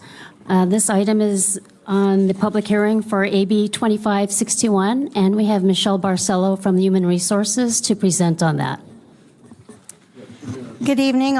And tonight I'll deliver a brief presentation on Assembly Bill 2561. AB 2561 is a new state law that went into effect on January 1, 2025. I'll share with you the law's intent and requirements, and then move on to the city's next steps going forward. AB 2561 requires that the city, as a local public agency, report annually on the status of vacancies, recruitment, and retention efforts. Well, they're gone, so they didn't hear it. We'll continue. Should I just make a motion to approve? I want to see There's the no slide. approve, it's a report that has to be given. trust in government operations. Assembly Bill 2561 aims to address persistent staffing vacancies in public agencies and introduce greater public hearing. The city must provide an annual update to City Council that includes the vacancy rate, recruitment and retention efforts. We may address obstacles in the hiring process, additional information regarding vacancies upon the request by represented groups in the organization if the vacancy rate reaches or exceeds 20%. And confirmation that represented employees in the organization have been notified that they have a right to make a presentation in the public hearing. Later, you'll hear from Fire Captain Adam Daniels of the Santee Firefighters Association, or SFFA. By a point in time so we could have finite numbers for the formula. The vacancy rate formula is calculated by dividing the number of vacant positions by the total number of positions and multiplying it times 100. That number is the vacancy rate percentage, or the number that is the percentage of unfilled positions, full-time positions, within the City of Santee workforce. We're all safety represented positions. So moving on to recruitment and retention efforts, there are a variety of ways that the city is putting forth these efforts. We use online applicant tracking system for posting to job boards and platforms, for example, Indeed and governmentjobs.com. We partner with our marketing team here at Santee. They're savvy with software applications. We encourage department liaisons to participate in hiring fairs as they are available in our area. We review salary structures and assess where we rank among cities in our county to remain market competitive. We maintain competitive benefits and highlight enticing city benefits and perks. For example, the new holiday closure that was adopted by council. And engaging in wellness events throughout the year. City internships, and in addition to compliance training for all employees that we have to do by mandate, we provide training to new supervisors and managers to help them succeed in their new role as supervisors and managers. We also have a quality onboarding program. We welcome our new hires in a personal orientation so they feel informed and supported by human resources on day one. We want to develop our talented employees with professional development training opportunities and encourage continued education, planning paths to support business continuity and protect valuable institutional knowledge. We offer a robust know other employees across departments, continuing to build that team environment when you're on staff at the City of Santee. We open internal promotional opportunities when possible. And recently, Human Resources updated the performance evaluation process to focus on measurable key values. The ratings are more concise and meant to reflect clear expectations to help employees succeed. So as I wrap up the recruitment and retention efforts, I just want to say we aim to hire qualified employees that are a good fit for the organization, who understand and embrace the role and responsibilities of a public servant, and sincerely want to stay, grow, learn, lead, contribute, and promote. I'm happy to answer any questions before Fire Captain Daniels comes up. Well, we don't have any speaker slips. Do you want questions first? Or? So can you go back to the slide that shows, we have 7.1 and the Firefighters Association has 13.73. Is there do you differentiate between part-time, full-time, permanent, temporary? These are pilot for programs? part-time positions. Full-time positions. So only full-time? Only full-time. Nobody under a temporary hire status or anything like that? That's correct. Okay. And then how does this compare? The state did this for some reason, so how does it compare to the state average? We don't have those numbers yet, but we actually are watching very carefully to the other cities in our county, because we do want to present to council by the end of the year, after everybody has been compliant with this, that became effective January 1, we'll know what their rates look like. And I imagine they're all doing it around budget time? Yes, and actually that's one of the components of the legislation, that it has to be done in a public hearing prior to budget adoption. Okay, thanks. I'm sorry, and I think you addressed this, but I didn't understand it or wasn't sure which direction it went. It's a citywide 7.1%. Is that inclusive of Santee Firefighters Association, or is that completely separated out? Citywide is full-time, including safety. Okay. So 7.1, we're pleased with that number. Santee Firefighters Association, 13.73 is just SFFA. So a big part of the 7.1 is the firefighters? Yes. All right, thank you. No other questions? Why don't we have them separated? I'm sorry, sir. Could you repeat that? Why can't we get the figure where they're separated then? What percentages is when you separate them both out rather than include them in there? Well, we're only supposed to provide to you the citywide number, but we thought it would be helpful to also show the SFFA separately. Okay, I'd like to invite Fire Captain Adam Daniels to come up.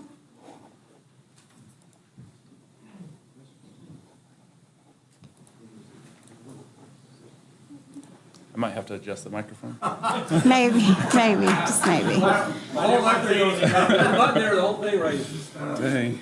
Somewhere. There's a button here. There you go. I don't think it goes high enough for you. Yeah.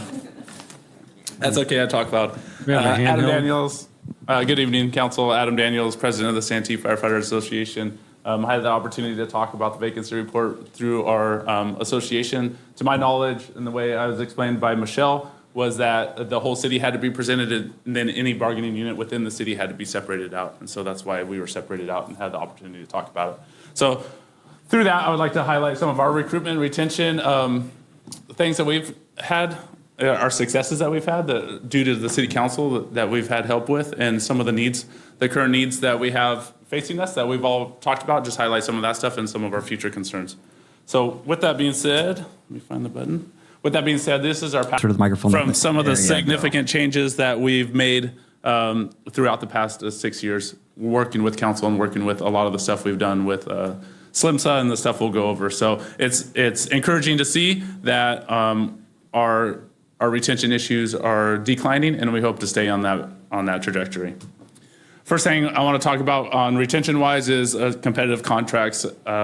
Due to recent market equity adjustments that we've gone through with the council and with the city team, with Heather and Rita helping us out, we've been able to provide our employees and our members of the association consistent, allows us to have a marketable fire department. Additionally, 12-hour benefit through the community is that we've been able to have the appropriate resources available for the appropriate calls. And that's the biggest acuity calls and not tied up on the lower acuity calls. That allows us to do our job more efficiently. And with that leads to less injury, less mental. We're in the EMT ambulance, the 1-in-1, the EMT medic ambulance, Squad 4 runs a majority of our medical aids now. And this kind of goes back to the last point of keeping the appropriate available to run fires instead of being tied up on medical aids. This also provides for more training opportunities. As you can see here, training at the tower provides for more training opportunities, which makes our guys more comfortable. The process of developing Station 20 and Station 28 has been a huge boost in retention for us. We've had the ability to have kind of a vision for the future that we haven't had in the past. With that, people are excited about this future, and members are looking forward to what's coming on. And so, as you all know, we've beat it up. We've been stale for quite a long time. This is a picture of Station 4. It hasn't changed. This is an old picture, and it still looks the same to this day. So adding these stations has given new hope to our members and had the ability to retain them. Now we'll move on to the recruitment process. We've had this new recruitment pipeline with created a highly desirable entry-level position to recruit people with less qualifications and to train them up to those qualifications. With that being said, our members do everything they can on shift and off shift to make these EMTs successful through paramedic school, and we train them to our standards. So we have the ability to see these people prior to investing a ton of money in the fire department and paramedic arena with them, and train them up to our standards. So it's been a huge benefit. We have the continuity through the paid internship now, so we see them from the EMT program all the way through getting hired as a firefighter. In this picture here, this is Carson on his first days as an EMT, and now he's a firefighter paramedic. So we're realizing the benefits of this program already. And we have in this new hiring, kudos to Human Resources, Rita, Michelle, and their team. They've done a great job in streamlining the hiring process and the promotional process. In the past, when I got hired here in 2012, it took me a year from when I filled out my application to be on the floor in this department. Now we're currently doing interviews, testing this week, and we plan to have them on the floor in the academy by August. That's a huge shortening of that timeline, and that's all due to what Human Resources have done. Also, with the promotional process, it used to take up to 3-4 months to get our results back. With that, I know our neighboring departments, some cities in Heartland, are dealing with this issue right now, and they're fighting their cities. So we really appreciate that, and it lightens our workload. So that leads me to our current needs. Nothing that's surprising to you guys, stuff we've already talked about. The biggest thing that's different in the fire industry is we need to be marketable. We need to put a marketable product on the table for people to come and search us out. That didn't used to be. When I got hired, there was 200 applicants, and they took 3 of us. I was 1.5% of the people that applied that got hired. I was very lucky to be a part of this this city and this department, but now we're kind of seeing a switch in that where people have more opportunities and more choices. So we need to do that. We do have a hurdle with the transporting agency. That is a hurdle. So to overcome that hurdle, having some of these benefits that we have with competitive contracts, with creating our own culture, and with having an emphasis on training and firefighting really helps get those people in the door.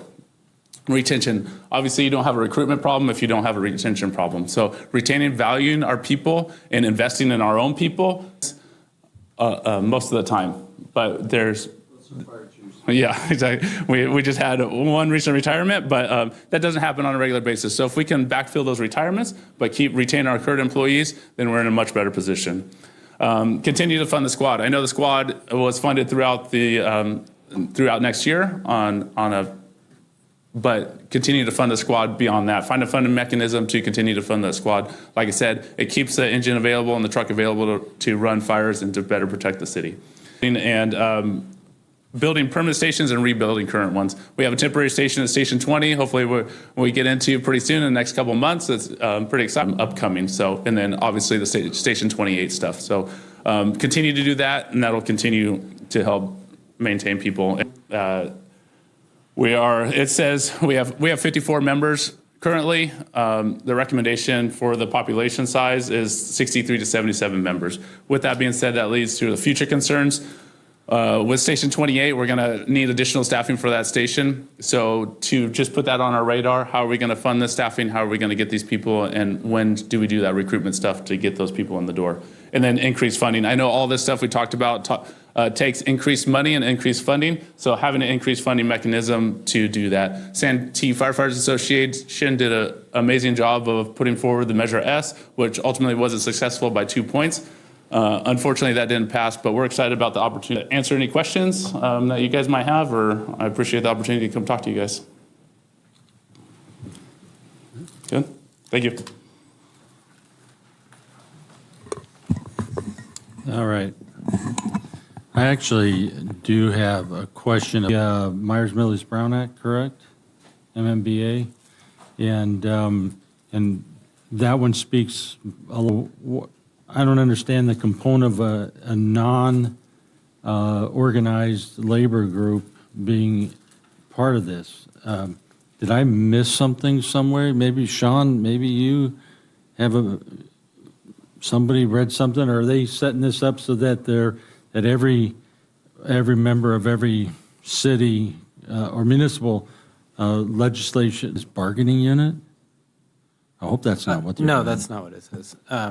I mean, I think that the idea here is, again, as was presented, this is about just transparency for the group that is an association to potentially present information. It's focused on that, not on... So they're basically then, this legislator that wrote the law said that cities do not allow organized bargaining units to bargain on that. Right. They had to come up with that.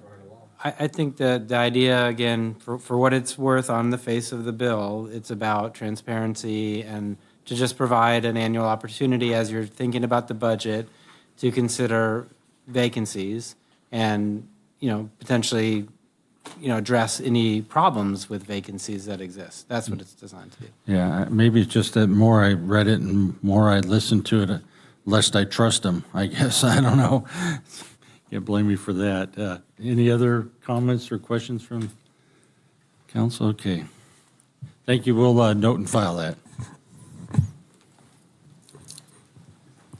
And that takes us to item number 8, resolution approving the capital improvement program for fiscal years 26 through 30 and adopting the capital improvement program budget for fiscal years 25, 26. The second reading of the proposed capital improvement program for fiscal years 2026 through 2030. The proposed 2026-2030 CIP budget was presented to the City Council last meeting, May 28th, 2025. And this is on updated projects to address comments and questions that were raised by City Council.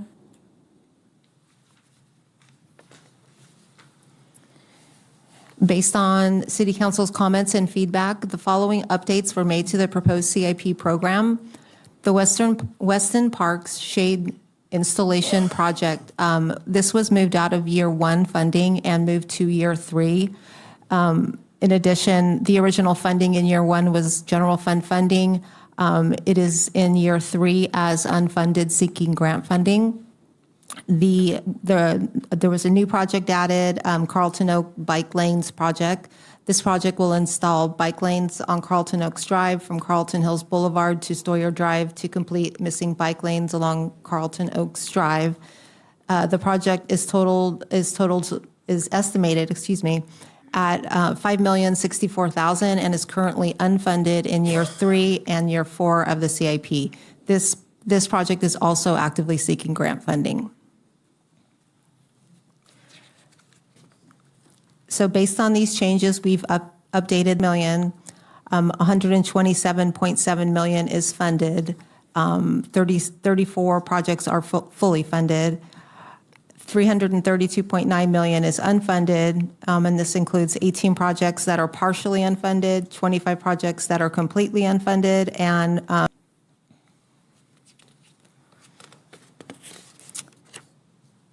so the adopted budget will establish appropriations for fiscal year 25-26 and 26-27. $51.7 million in projects are funded within the general fund transfer to support the capital projects in years 1 and 2. Again, the first 2 years of the CIP are emphasized as the official adopted budget. All projects will be brought back for City Council approval before any contracts are awarded. If needed, we are prepared to adopt the CIP. City Council directed changes, we can also return next council meeting for adoption.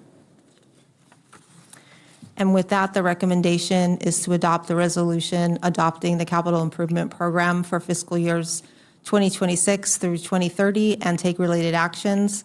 This and including all changes as directed by the City Council.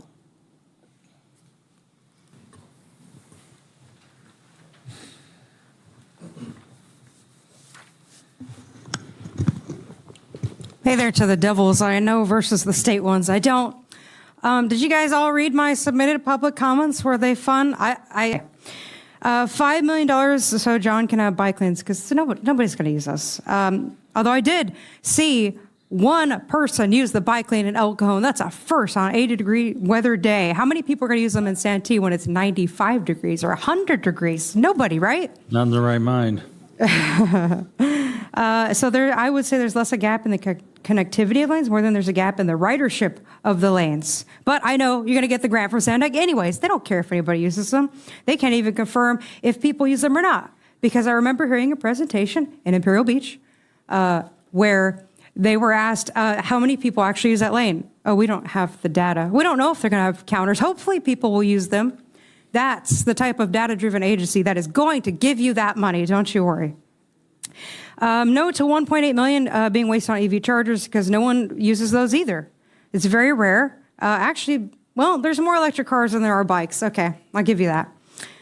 Smart traffic signals versus the broken ones that stay red for both cars and pedestrians is a very good investment. I'm assuming that the traffic signal works for the pedestrians. They're in sync. I don't know. I'm not I don't do that job.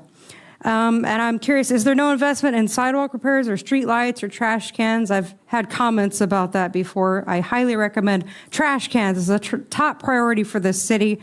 And I know it sounds like I'm just being rude, but there's a lot of trash, and it's very unacceptable. I've been many cities, and I don't see as much trash. I'm just saying. Street lights would be a close second, and all three are actually safety issues. That's why I care. So I realized you could use the CDBG bucks that are for things like blight. You could use those to buy trash cans. I have a solution. And as far as the expensive restroom prices, the same issue was discussed in Lemon Grove, and unfortunately. By the way, I got that. Council comments. Yeah, actually, I have a question. I just mandated that we have to put more and more in on every development and all that, but do we actually have any stats that we can get or have? Like, are they being utilized? To pull that data from our charge point account, so we don't have that available for you tonight, but we can get that. We do know that here at City Hall, our charge station is used pretty regularly, almost every day here, including at night. That's only Ron, though. And then our I use it at the parks when I can't find a parking place. and our installs at Mass Park are highly used, where they become a chronic code issue, where some people feel someone's charging too usage per day is that we have, and bring that back to council. Yeah, I'd be interested if there's any stats on that, and compared to other municipalities. Like, if is there a larger need, or are we meeting it, or do we drive more gas vehicles in Santee than other places? Drive more. Oh, well, engines of course. No, I'm talking about like more than the next city over type of deal. What are we? So do we need more gas stations? Heather, is the bathroom upgrades at Woodland Vista fully funded? Do we have a shortfall there? So the bathroom for Woodland Vista, that is not fully funded. That is in, I believe, year 4, if I'm not mistaken. Okay, so can you give me the numbers of what that is and what the project number? Let's see. The project number.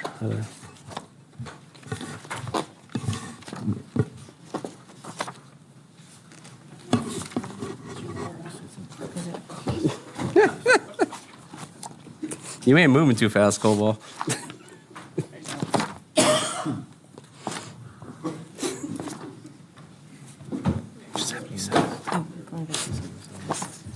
It's the last project under Parks.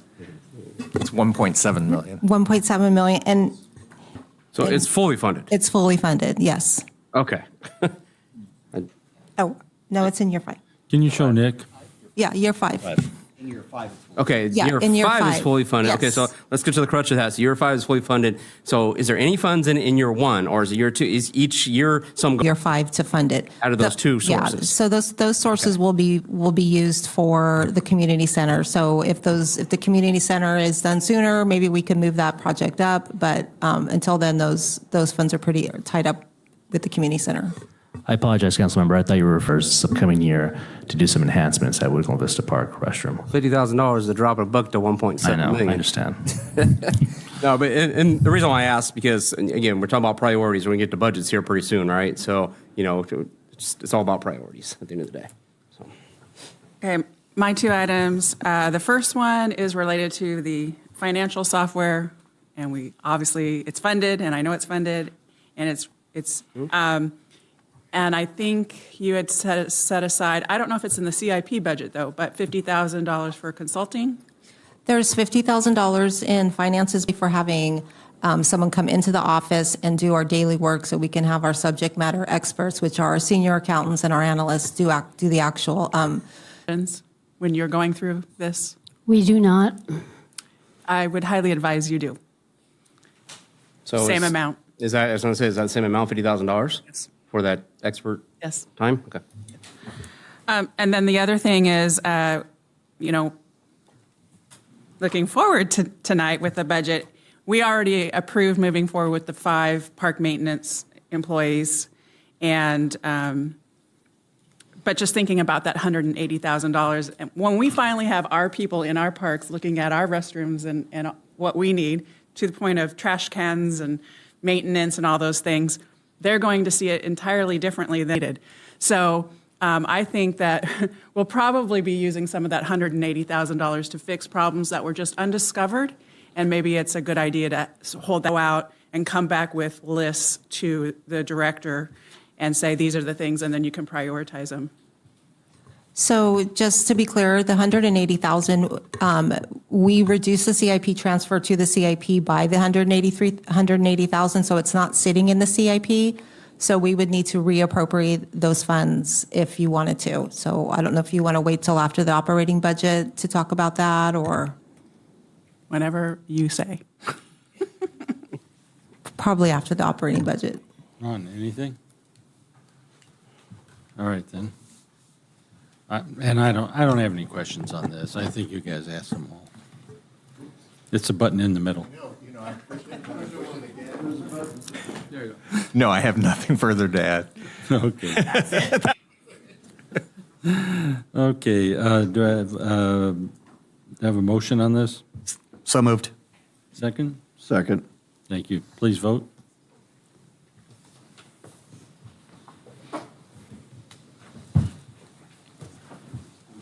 Oh, that takes us to item number 9, right? Yeah, number other, again. Good evening again, Mr. Mayor and Mr. Vice Mayor and City Council members. This is the presentation of the proposed operating budget for fiscal year 25-26. We will do an overview of the proposed budget for the general fund operating budget. We'll talk about key revenues, key expenditures that are impacting current and future budgets.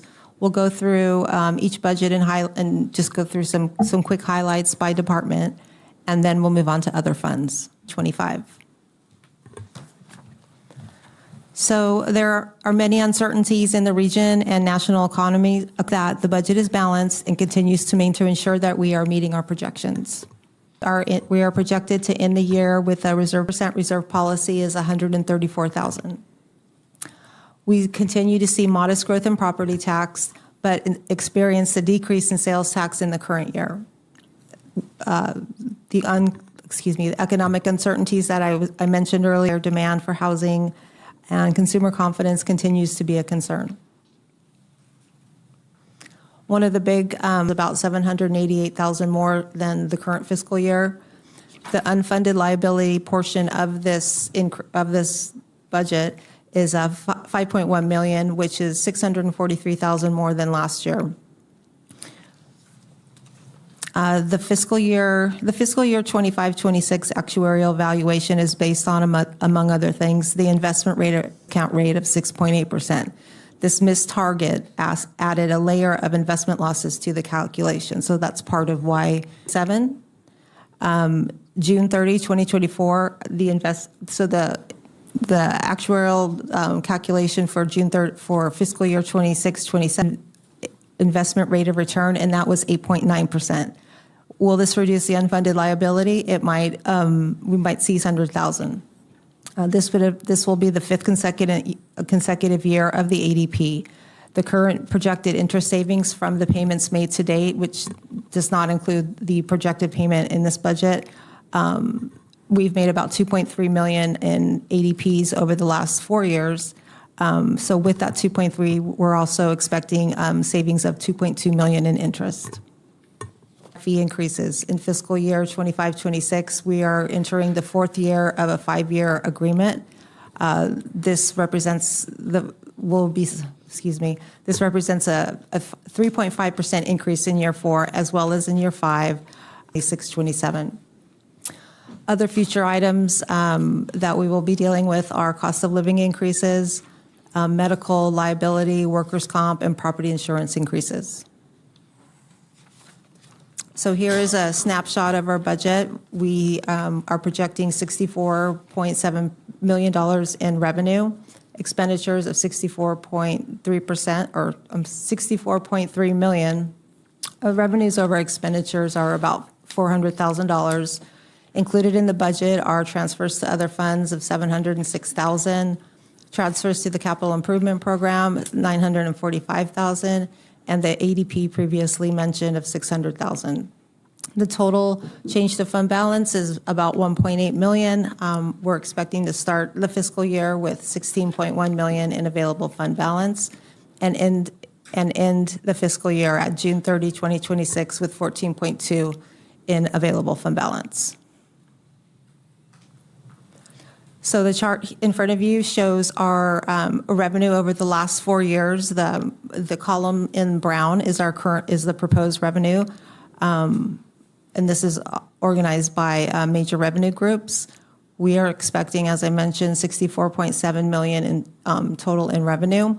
This is an increase of $1.3 million over the estimated current year revenue and represents a 2% overall increase. Property tax is our largest general fund revenue source. It represents 42.5% of general fund revenues. The fiscal year 25-26 estimate is reflective of a 4% projected change in assessed valuation. And this valuation is in place on January 1st, 2025. Our second largest revenue source is sales tax and represents 31% of general fund revenues. In the current year, we reduced our sales tax projection by about $600,000 or close to 3%. Tax from gasoline sales and a dip in the county pool. Go back. Fiscal year, so for fiscal year 2025-26, estimate is back up to $20 million. We are anticipating, we built our estimate for 25-26 based on the reduced amount for the current year. We're estimating that sales tax will be up to $20 million, driven by growth in building and construction, the county pool, and autos and transportations. Other categories are budgeted with minimal growth or no growth. Other notable revenues in the general fund are franchise fees at $4.1 million. This represents about a $70,000 increase. We've got cable franchises that we're seeing negative growth, SDG&E, waste management, where we are seeing increases. EMS reimbursement, we are projecting $6.8 million. This is revenue that is reimbursed to the general fund for expenses, includes cost recovery for staff time and charges for programs. And building permit and plan check fees, $1 million. This is basically pretty static with what we're projecting for the current year. So on to the general fund expenditures. We are projecting $64.3 million in total. This is a $2.1 million increase. It's driven by personnel costs, insurance, the sheriff contract.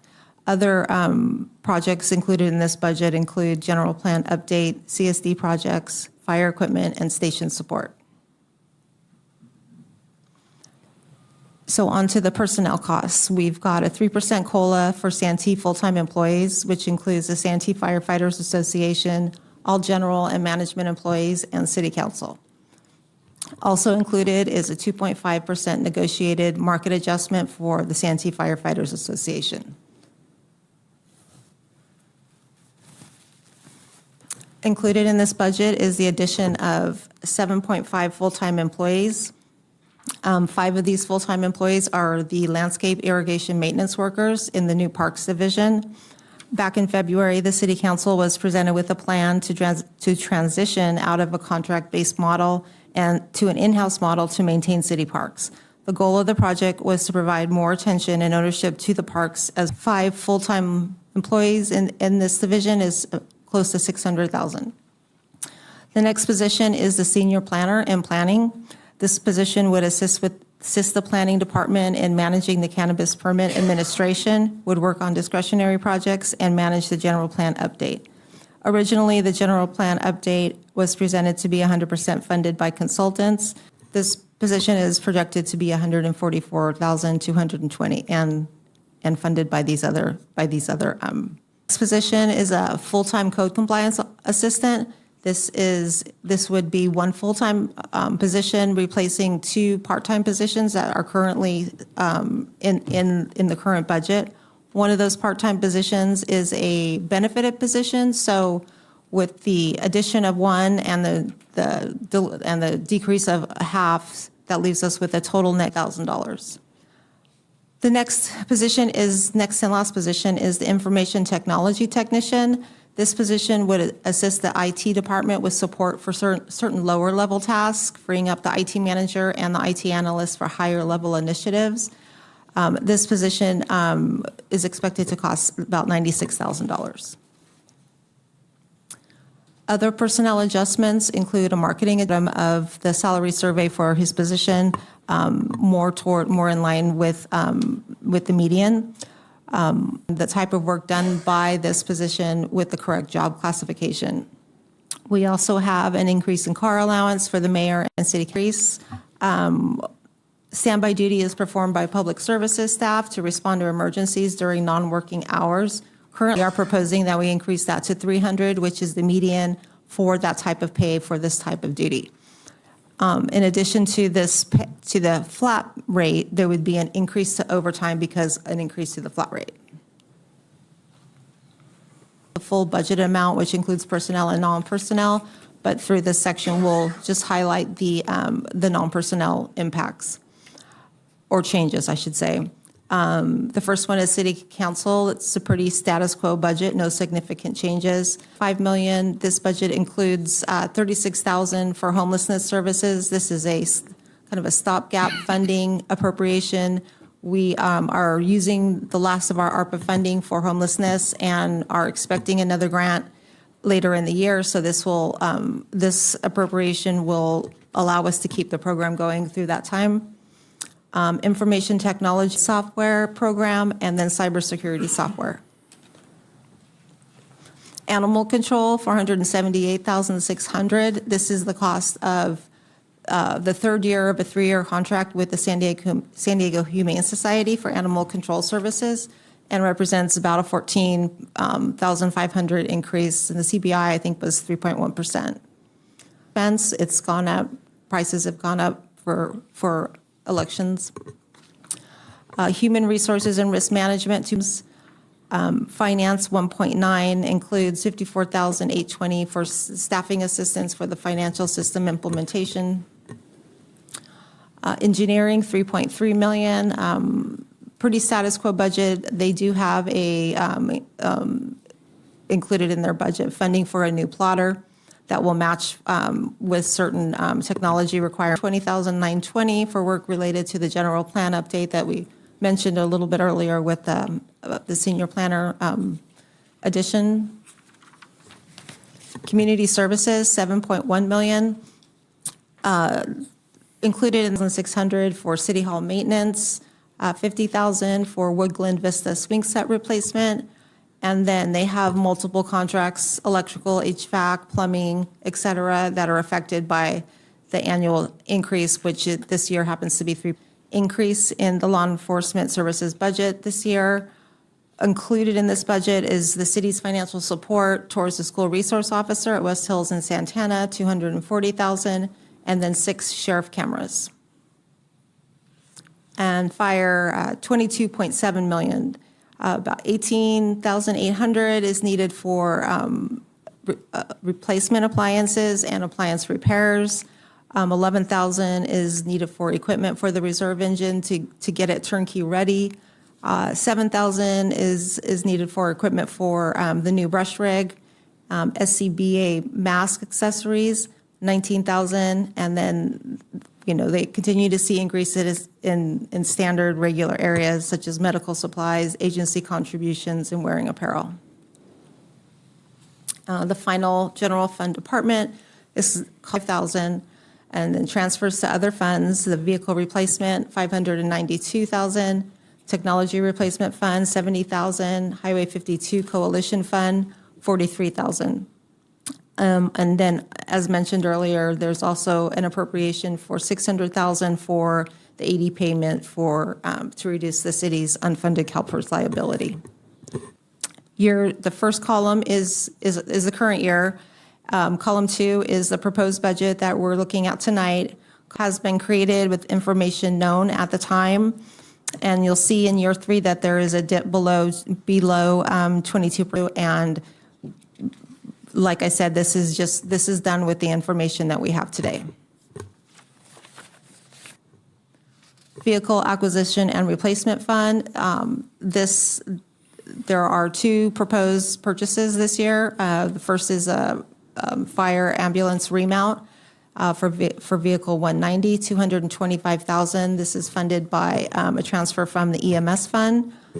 Compact track loader or skid steer, replacing vehicle 132, flood control maintenance and illegal dump cleanup. We also have a new lease, just one new lease this year through Enterprise Fleet Management, Ford Ranger XL for the Human Service Open Space Coordinator. This replaces vehicle 156. The gas tax fund, this is, What's that? he said he didn't get a new car. Gas tax fund, this is funding received from the state. The operating budget is $2.1 million. We do have some available fund balance in the fund, so we're using it to, in general, the costs are kind of they're outpacing the revenue, and we're seeing increases in utility charges, electricity and water, and street sweeping. The next fund is the flood control or Zone 2 flood control district or the flood control fund. This fund gets its revenue from a property tax allocation that's used for activities required by the municipal stormwater permit. Projected revenue is $547,810. The proposed budget is $620,890. Again, we have some additional fund balance, and we're using it to offset some of the costs that the general fund would normally take on. The next fund and final fund is the Emergency Medical Service Fund. This is the city's share of revenue generated through SLMSA. FY 25-26 projected revenue is $6 million. The proposed budget is $6.8 million. We do have a deficit in funding due to several factors, but probably the largest is the one-in-one staffing model that began as a pilot program in the current year. The cost of the program is $620,000 after this current year. And I will send it over to the city manager. Thank you, Mayor, Vice Mayors, and council members.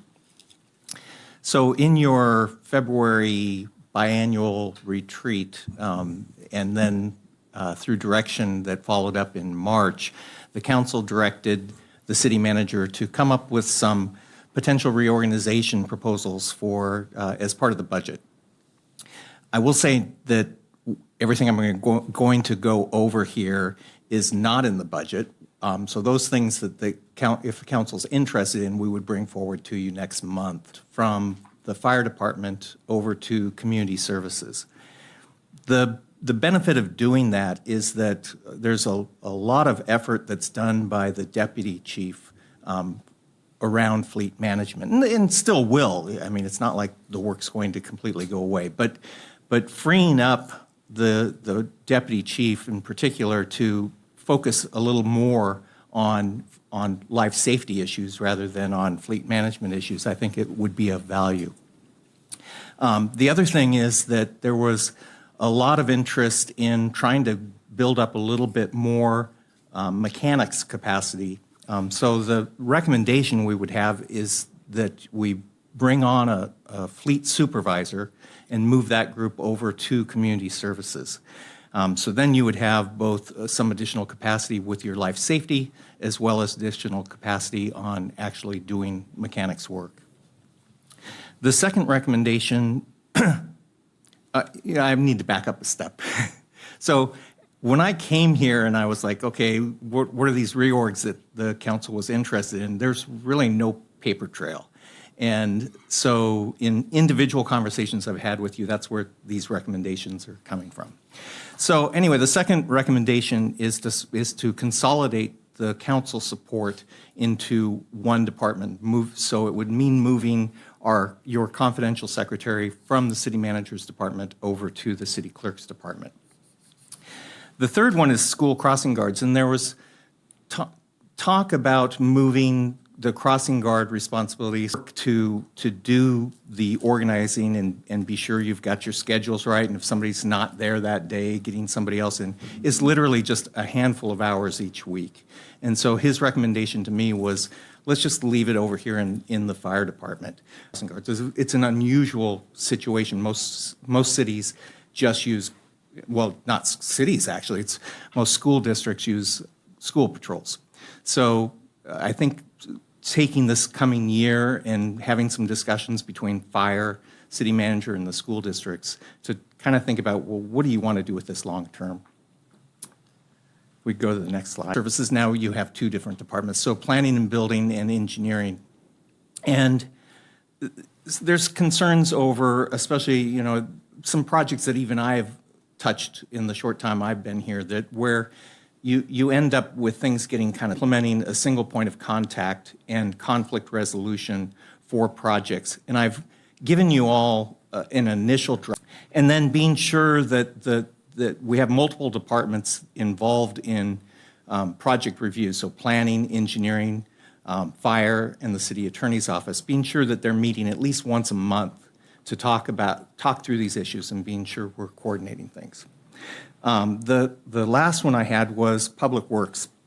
There was a concern raised that events. It turns out it's really not that much that they're being pulled off the streets, but the reality is you've just moved forward to bring on 5 new landscape folks.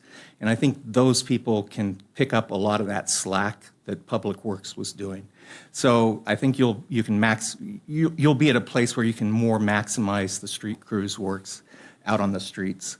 And then again, doing coordination meetings between engineering and Public Works to be sure that they're on the same page on a monthly basis.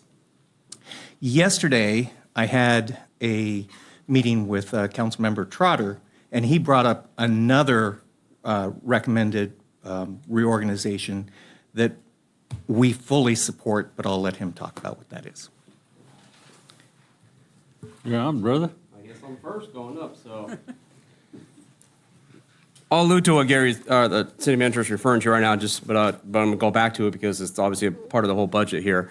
So, the city manager is alluding to there, something like that. I don't think it was 4. I think it was somewhere in that 3 range, that we would go to a city staffed building department and get rid of the consulting services and that we were using. And we did hire the building official. We hired obviously some staff there, and we were overburdened by the workload or on a specialty basis needed, like an elevator or a specialty building item that needed to be used. And what we've seen in the last probably year and a half now, roughly, that we are heavily using Eskil for our building services still, our Interwest or whatever the name is today, and I have a really big concern about that, and which goes to the budget, obviously, so that's what the city manager is referring to there. So I'm going to jump into the rest of this because we got a lot of notes here, you guys, a lot of stuff about the budget. So I just want to read a couple things to start, and I'm going to just rattle everything off. So this is the same issue we've been having for the last couple of years. We keep seeing increases in operations, right? So each one of the departments have maintenance operation, budget in there. So subscriptions, professional development, printing, telephone, materials, supplies, electricity, gas, telephone, repairs, maintenance. So all those operations of those departments, it's also our insurance cost, our utility cost, our fuel cost. We have had significant increase to go through the budget. Some of these things are very glaring that we have to function. We have to have these priorities, or we have to have the essential functions of the city have to happen first, right? So, i.e., when law enforcement's called, they get there. The street doesn't fall in, as Councilman McNella says, the lights are turned on, all these things like that. So the new positions that we're talking about, adding or changing the assistant co-compliance, the senior planner, open space, the assistant city clerk, was really just filling that old position. The counter tech split between building engineering, the landscape maintenance workers. So as I'm looking through each one of these departments, EMS, and it was alluded to within your there, is that we're actually dipping into our reserves. We're in the red in our EMS funding from SLMSA now, and a lot of that's because we have roughly about 25 to look at that we have a deficit or running in the red of $600,000. There's no way that I will allow squad to go away. So we need to find out that. I'm going to highlight a couple things here as I'm going through this, you guys. So there's some things that are very glaring to me that as we're talking about, we need money, right? We need different money. So, HR needs $50,000 for that special project there. So I look at the city council's budget, right off the top. And there's an item in here, it's called Arts and Community Culture. there's $5,000 allocated to a line item here that it says in an account that is funding for a Santee community celebration in that category. My point as I go through each one of these things is if we're looking for money, we need to look at each one of these line items as we go through here, right? Obviously, the items I mentioned earlier, the telephone, the electricity, we see those increases, we have to do those things. Things like a annual event, maybe we don't need to be doing. I'm just pointing those things out, right? In the economic development and marketing department, it needs to kind of consolidate, or something needs to happen where we merge these with other functions within the city here, and we look at for promotional activities. That's an increase of over $20,000 from last year's budget. This $20,000, it has a couple of these areas of concern there. City Attorney's Office, thank you. Start there with your guys' budget. Already talked about the economic and marketing departments there. So we'll go to the next one here. Law enforcement, obviously, we're on a contract. So Heather, can you tell us when our law enforcement contract comes up? Yeah. So our next budget that we... The budget after the next one. Okay, so we have one more budget to do, and then we'll be there. Okay. We're in year 4 of a 5-year contract. Right, We will be in year 4. Yeah, so obviously personnel cost in general, not obviously just law enforcement, all personnel costs is our biggest cost within, operating the city here. Is all the other things I talked about that what we have to do and needs to do. Animal control, same thing. During that time, in the next budget, that's when the negotiations typically will be happening for the following year. Yeah. So we should be finding these numbers out in the next year, to your point. Yes. Right. IT, thank you for your budget. It was very good. Animal control, again, another contract. City clerk's office, we talked about obviously that, trying to fill that assistant city clerk's position. Same thing. There's a lot of needs within, everything. It's like figuring out what that balance is, right? Finance, again, another thing, did our budget is when we really went to the online software, we went to the online permitting stuff, things like that, our bank fees have just gone through the roof. I mean, and it's the answer, so I don't need you to give us the answer again, but it's an area of concern that we need to address. $103,000 in bank fees is a lot of money. A lot of money that's entered in our budget meeting, so I don't really have an issue. You guys' budget was very clean too. Stormwater, the same. Planning and building.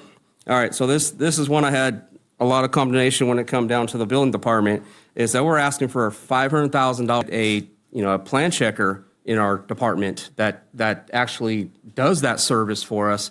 And when our building official came on, we asked the building official to, if you guys remember that, I'm kind of recapping here, but we asked the building official to kind of lay this out to us. What does this look like? What is the need of this department based upon the workload that comes in? What are the people that are needed? What are the help that you need overall, right? And trying to right size that, because it was a new thing for all of us, right? We didn't have backwards. Yeah, right size. Yeah, we didn't have the answer, and I think we're still going through that, but we're not getting to the goal that we outset 3 years ago.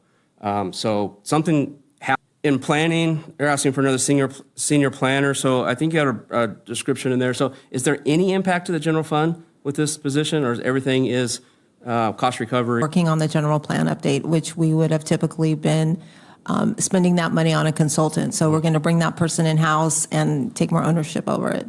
Okay. So we'll kind of go, I guess, and anything we do, hopefully we have cost recovery, it'll make everything good. The additional code compliance thing, another $31,000 hit. I have had, another $31,000 over here and not somewhere else, should be discussed. So I'm trying to go through these as fast as I can, and fire, right? So as I look at these two here, going back to the marketing department, I know our recreation manager is overseeing kind of there. We have a vacancy right now in our marketing department for one of our specialists. I don't know the names of these titles off my hand. I think the department, and maybe we need to look at not filling that position or eliminating the position, actually is what I want to say, completely, to have that savings and reallocate it into another, the consolidation of some of that in there. So CSD, I'm actually in favor of the recommendation by the city holding off. So why are we holding off to next month or the month after or the month after? Let's figure out how to get it done and make it happen. So the comment was another mechanic right below them to right-size that department. We know for a long time we've had issues with that department, and hopefully the qualifications are there. I don't know. I don't think we need to go outside of this city, and I don't think we need to and obviously bringing in a mechanic is at a lesser cost than bringing a fleet supervisor. All change in this job description, in there. Crossing guards, I think they should stay and see it, or fire at this point. On that function, that's a deeper discussion to have. It really doesn't make a lot of difference if, which department that it's within. So going back to CSD, if we're going to move CSD over to Public Works, we have an issue here with balance, right? And so by putting all this workload on Public Works and bringing on the additional 5 or 7.5, employees or whatever it is for the maintenance there that they manage, is that doing what actually our city says right here. It's a park and recreation department. So move the parks over to the recreation department and have that work together hand in hand like they do every single day. Our parks guys, our maintenance guys work within the rec department every day and the special events every day. So going back to the city manager's point of why we're park people's work, that's what we should be separating in the workloads that's happening right now, which will ultimately help with the, workloads or the equity of the workload. Fire, it is going to lessen, obviously, the deputy chief's responsibilities. And Chief, maybe you can help me a little bit too. How much admin work I don't know if this is Venus or somebody else, does fleet stuff too, in addition to just the deputy fire chief? Sure. Part of our senior management analyst responsibilities are POs and requisitions and things that are related to. Is it 25% of the time, 50%? And I'm not going to hold you to it, but there's got to be some kind of. Yeah, percentage-wise, I would have to estimate, Councilmember Trotter, but I believe it'd be less than 25% with the increased workload that SLEMSA has brought into our office in that position. Right. That has added a pretty substantial workload. So I would believe less than 25%. Okay. I would guess. So BC at that point and put the admin BC back on the floor. Councilmember Trotter, we added 10 full-time EMTs and additional 12 part-time EMTs with the bringing in SLEMSA, so 22 employees. That admin BC is really the only supervisory position that we've added to manage that workload from SLEMSA. We've added the squad, additional transport units. Right. A lot of that with those positions. Our admin BC is 75% SLEMSA funded due to the EMT program workload, and 25% general fund due to the training program oversight, which was a recommendation that came out of AP that with an admin BC, but still manage the EMS workload as well. So what about the deficiency that we have in the right now? You got to find funding for this. SLEMSA this year will be a fee study to look at what we're charging for ambulance transport fees relative to agencies that provide similar services in the county, and also looking at the cost to provide that service and what it's costing us to provide the service, and looking at, are we generating what we need to sustain the service? That's one avenue that we're going to look at, is an additional revenue source. To your point right here, Vince, but it's increased our public liability insurance has gone up tremendously because of the additional resources we put out there, right? Our fuel costs, our repair cost, our training, things like that, right? Our additional personnel, yes. Yeah, exactly. We are already generating more revenue because our mutual aid reliance on outside mutual aid has dropped significantly. So we are capturing more of our own transports. That is helping to offset some, to slow down our medic units to a more reasonable level on UHUs and having them available for paramedic level calls. So, yes, sir.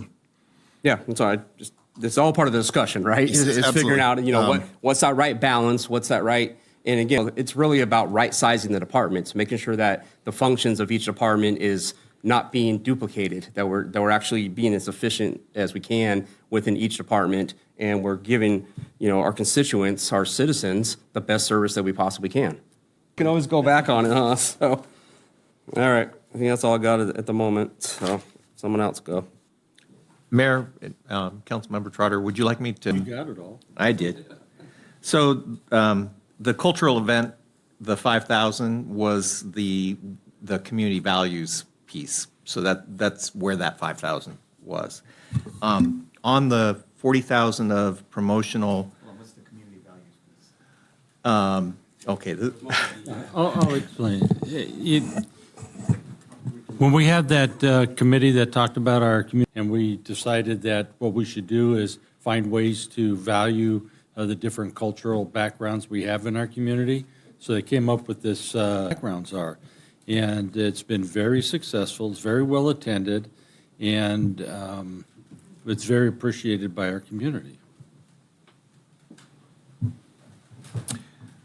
But if you really want us to get rid of the idea of embracing. Nice. In the 40,000, that's if you reduce that, if that 40,000, so I think now is probably a good time to do that. I'm sorry, say that again? I said that the marketing specialist over in communications and marketing, that there's a vacancy in that spot right now. So if you want to eliminate a position, eliminating that vacancy would probably be less of an impact. The city clerk's office, and as we move the confidential secretary over to the city clerk, maybe eliminating the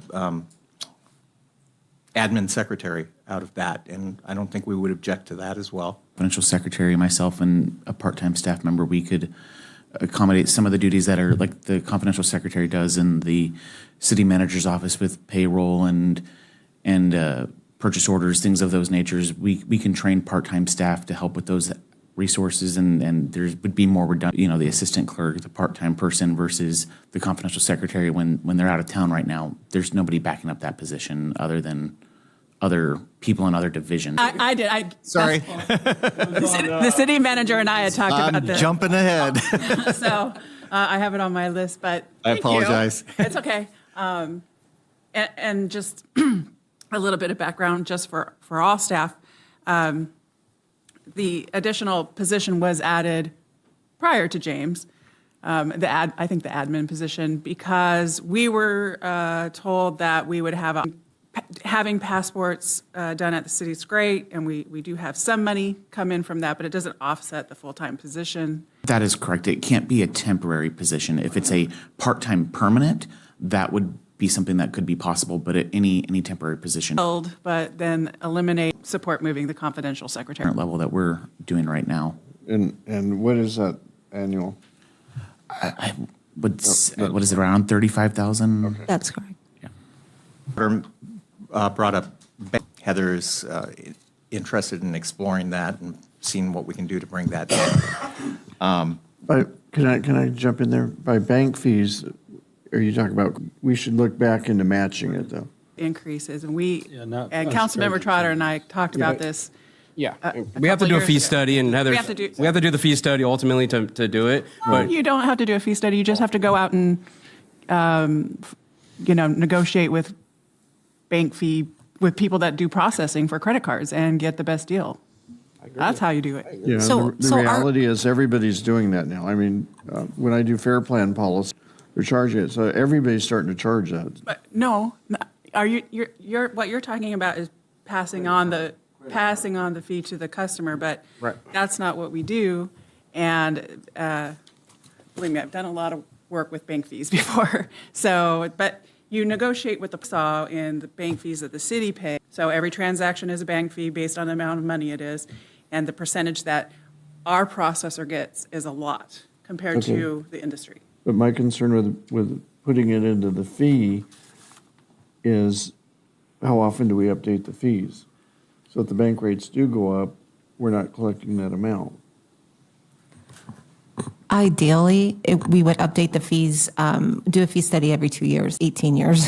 But once we get going, maybe we can keep the momentum going. That's the point. And we can do both. Well, it's both, though. You do that study, and then you also, because ours is high. Let me just back up for a second, because I think that you're talking about two different things here. But Laura's talking about when we go someplace else and have to charge something and we pay their bank fee. That's what we want. The online permitting, the online systems, that's what we do. Or whatever it's, we absorb the credit card fee. Well, to a certain point. We did have some. Didn't we add fees onto that, a percentage or something? Yeah, so we add a 3% convenience charge on credit card transactions, and I think it's 0.7 That's what I recall. for ACH, which is like an e-check, and we can't overcharge. So there are some fees that are considerably lower than the other fees. So we had to go at the low. Bank fee topic back then to revisit it. Agreed. Yeah, because they're like, I discussed this with Heather as well. It's a glaring item there, and depending upon the type of card you use, you'll get a different fee. So 23 different fees. yeah, so that's why you need a study so that there can be an aggregate number that we can utilize. Otherwise, we have to utilize the lowest because you don't want to overcharge anybody. The lowest with the company you're contracted to. Now I agree with that, and that's Well, what it's that's gonna not going be. to happen. It's but- not, because whether but they do- charge it in person, like by swiping, you're going to get another fee. If they do it online, which most of it's going to be done because that's what we're trying to push to, is getting everybody to go online, it's going to be another fee. But the idea was that we would save money in employee costs by not having them have to swipe it in person and that type of stuff. That back for you. The in-house building, bringing building services in-house, trying to do that in the next 2 weeks might be a bit much. I would certainly prefer to bring that back to you in July. If that's of taking 2 part-time hourly folks and replacing them with 1 full-time body, which then brings on. Is your preference then to keep it as a part-time employee? Or if I had a choice, yes, my Well, preference I guess is the to- question has to be is, are we missing something? I don't know. Why are we asking for it? Maybe we're missing something. Yeah. Well, and we're pretty active. We are a reactive division unless we get council direction to do something different or there's something that's related to life and safety. If we have any complaints about residential, commercial, like landscaping for Kohl's or building without permits. We also manage the fire protection services contract. Right now, we do have 2 part-time employees who support our 1 full-time staff member. But, when you have a position that's part-time, one of them is benefited, one is not, and you have now and in the past to find kind of like a perfect fit, generally former law enforcement, who are able to concern that if we didn't start looking at, somebody full-time to sort of meet the needs we have now, that we're going to continue to have a bit of a backlog. But that was the gist of that benefits. And so that's one of the things that I circled on my thing. I would like to go with staff recommendation on the code compliance, having 2 full-time. Correct. So it's not a change in the benefits. The $30,000 difference is just the wage. Because that we already have I guess it's part-time benefits. What? There's a part-time code compliance assistant who receives benefits and a part-timer that does not. And does receive that part, it's a certain amount of hours and it's CalPERS, or they used to be Do you a know the CalPERS evolution employee? of that?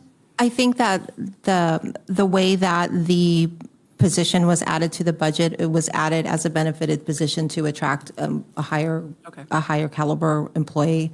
Also, when you have a part-time benefited position, they don't have the option to insure their family for health care. It's just employee only. Okay. When you have a full-time position, you obviously have that opportunity to insure your family. When we budget for an increase in benefits.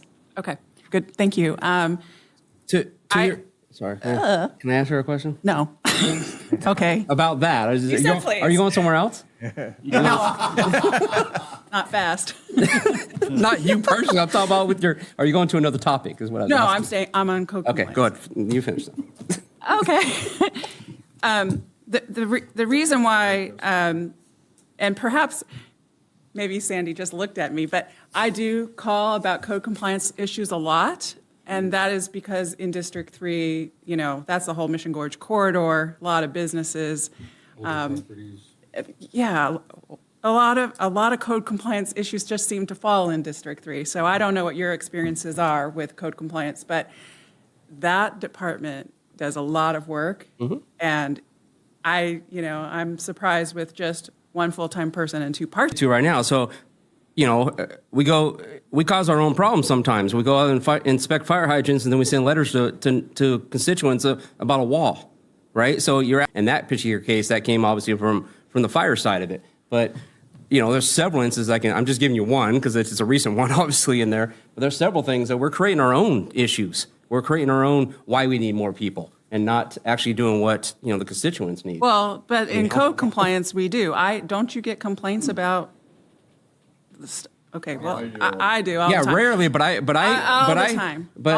handle it, you know, either myself or with the other staff that's appropriate, not code compliance. But it's a code compliance issue in the things that I'm dealing with. Maybe the ones you're dealing with, but I use like Sam's department, for example. You know, there's code compliant issues that his department goes and takes care of instead of even going to code. You know, instead of sending a letter to a constituent and we get yelled at about it, they go take care of it. Now, so it's a different issue what I'm talking Probably. about. I mean, they're all different Definitely. issues. Each one's individual. But what I will say is, Coles was mentioned. This is one that I get a lot of complaints because they don't take care of that landscaping. They're supposed to, and the old Mary's Donuts. There's a couple of key places that they just don't keep up on maintenance landscaping. We've got ADA issues because it grows over the sidewalk. It looks, or else it's dirt. And, you know, we can't send out Sam's crew to fix that. That's not what, I mean, they can't.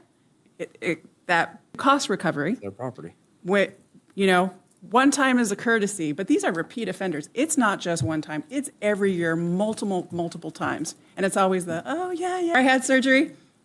They finally mowed it down and took care of it. I finally get back out on the road. I'm like, oh, here we are again, 5 weeks later. So I think they go all the time, multiple times a year, to offset some of that $30,000. But I think in the scheme of things, $30,000 isn't. Better than 3 people. Well, we can let staff explain that. Thank you. I think also due to the nature, not necessarily making this their career, but they're providing a service. They care very passionately about the city, but generally when they don't have benefits, you know, they're going to want to travel. When you're trying to find somebody who's going to be able to provide service, but also keep to a certain level of just benefits and you know, ability to do the position. So I think having somebody who is full-time, this is their career, we're offering them benefits and a full-time salary would enable us to meet some of the caseload that we have right now. Are the part-time positions high turnover? Because there's somebody in the audience who used to serve in this position. So hi, Larry, you can wave. So it's not necessarily that there's high turnover per se. This person in particular, as I mentioned, is retired, has a certain number of hours that they work as a part-time employee. We have another one who started more recently and again is retired law enforcement. And so I think it's just a different type of person who meets this niche need, right, that is difficult, whereas as opposed to going for somebody forward, it just provides us a different opportunity to take advantage of their skill set. Okay, so with that clarification, I thought there was a need for. That's part of this too, because you have one full-time person and that's it right now. And so you have 2 part-times that it's hard to find somebody, and I feel like necessarily get benefits and have them see this as a movement in their career. And I mean, I don't know if we want to. I'm fine staying with what we have right now. We currently have 2 part-time people. Yeah. Are those people leaving? Are we going to fire them, or what? I mean, what is the goal here with putting a full-time person? I thought somebody was leaving. Yeah, right. I don't believe that those 2 people intend to leave, but they are aware that this is, something that we've been looking at for the long-term stability in that division. Yeah, that's even more. I'm reason okay why with keeping it, unless there's a more compelling reason, just to keep it as it is. But I also think that we should do cost recovery for our repeat offenders. And then and that makes sense. And, you know, the concern here, if we hadn't have moved those two contracted services into our new park maintenance department, or whatever we're calling it, Mark, we would actually be in the red in our budget overall. We have a little bit of extra revenue this year versus expenses, but I think Heather mentioned it was $230. yeah, $230,000, and you know that would put us in the red, I believe. So there's actually in that department. So obviously eliminating a position will reduce that number there. And code compliance, $33,000 increase this year. And $30,000. So $75,000 each one of those two. A student assessment, overall, as a department, we have a $125,000 reduction, though, this year. Yeah, because of the 230? So, that's another student assessment. So you can say all you want. We can pick up quick, too. Code compliance, a rec coordinator, admin secretary. These are all things that need to be looked at of cutting. You know? Well, and the other thing, if definitely needed, it's a pilot program through SLEMSA, but we don't have the, as we stand right now or sit right now, and you can see the 5-year projection, we don't have the capacity to fund the pilot program that's being funded through SLEMSA. So I was encouraged to hear you speak about some things you're going to be looking at, because it's valuable and we want to keep it. But last year's projection, if you don't have it, it's fine. It's just, what did we think we were going to have in our reserve last year, and then what we actually. Are you thinking about, like, as far as the pilot program? Well, because just in general, with not wages, with the projection that if we had no other funding source or no other way to fund it, taking a hit of $600,000 to the general fund, we couldn't. But then I also wonder what the projection was last year of our overall budget, the city's budget, and what our, not next year, but year 2, year 3? Year three. Yeah. Okay, so we're barely above the 22, and, you know. That if I remember correctly, our proposed budget, we also introduced the new gain momentum and gain enough to get to 22%. When we came back at mid-year, we obviously had closed the fiscal 23-24 fiscal year. Number was at mid-year, our projection was like 25%. So I thought it was something like that. yeah, I know that I do have 24-25 numbers.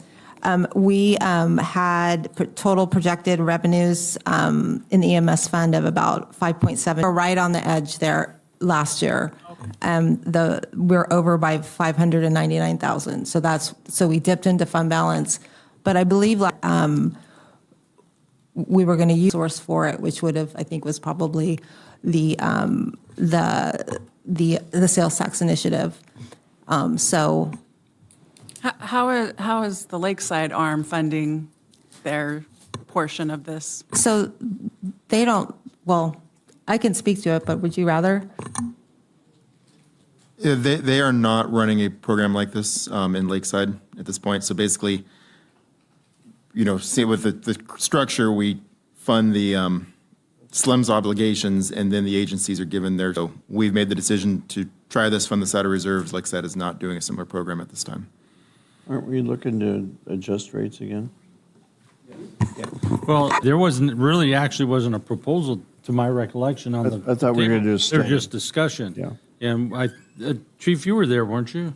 Didn't the board give direction to do that study? Yeah, so remember, we are going to come back with a fee study proposal that will basically look at comparing our ambulance transport fees relative to agencies providing similar services, and then also looking at what is the actual cost for us to provide the service we're providing, bring a recommendation to right-size that. And we do believe that has a potential to generate additional funds that could help. Working on doing that. And we have taken, just in the time that SLEMS has been formed, we have increased from what we were collecting under the CSA 69 process. So we have, what should we be looking at for the transport? What was Heartland? Do you remember? For non-resident, we're about 2,500 a transport. For resident, we're just over 1,100 per transport. and then all the equipment that goes with it. And if you can't fund that, then you can't save lives. This funding doesn't have to come out of SLMSA. It's not, I mean, it's there's EMT's vehicle, which is allowing the engine or the truck to not respond to medical calls. So it's not necessarily a SLMSA or EMT or emergency medical services function. It's just basic fire service. We're using SIS there, but it doesn't have to come out of the SLMSA fund. But Are you done? Yes. You want to talk, bro? Go ahead.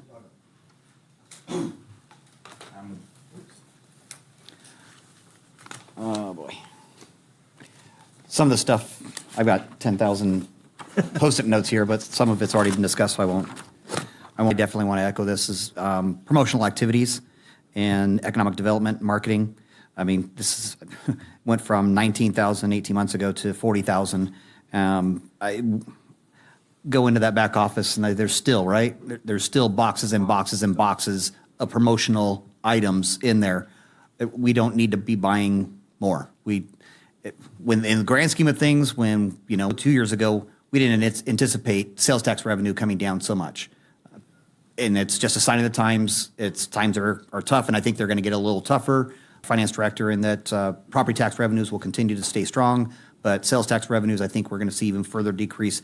These are the times to really, Potter alluded to, it's some of the little stuff that will add up to a big thing, because a lot of the big things we just can't deal with. It's that whole economics deal of putting the big rock. We've got to take care of the big rocks, and the big rocks are safety, public safety, transportation, and things of that nature. Stopping that for a year. I remember there was years where we would go to ICSC and Pam would just buy. Remember, she'd buy the Hershey's chocolates, and she'd sit there and wrap them herself, and that was the giveaway. Like it was, we weren't doing hats and T-shirts and bandanas and all these crazy things. We can settle that stuff down. We've got a bunch of stuff in the coffers. Go through that before you start ordering anything else.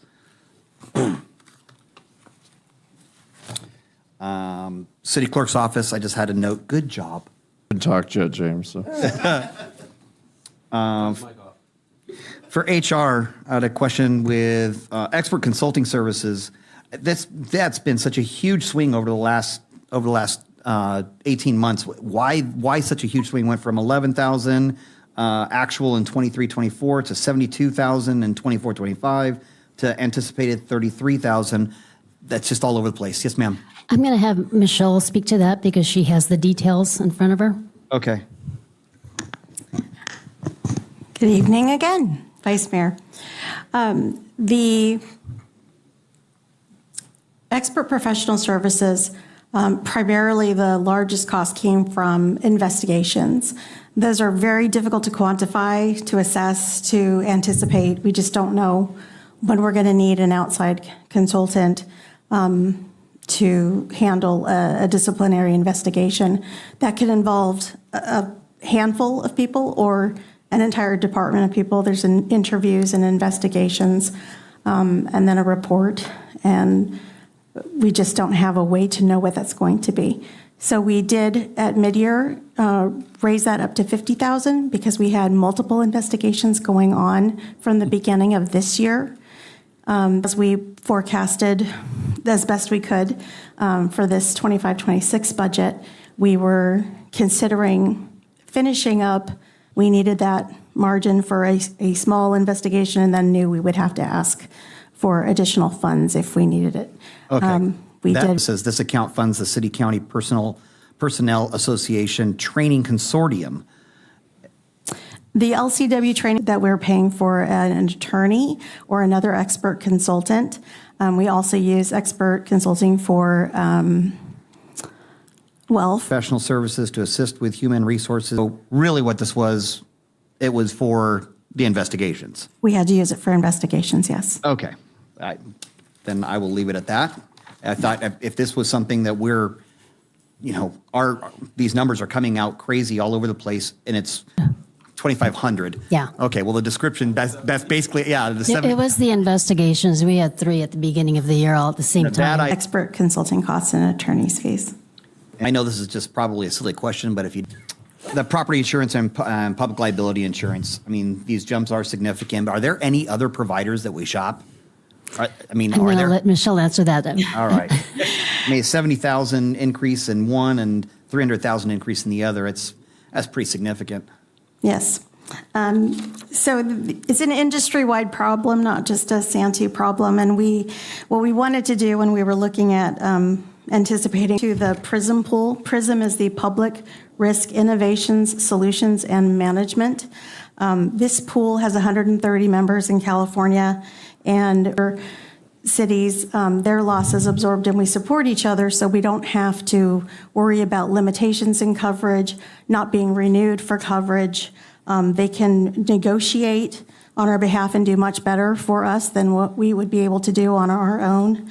The increases are not a result of the city of Santee and our own exposures and losses and risk. It's the pool as a whole of legislation related to insurance.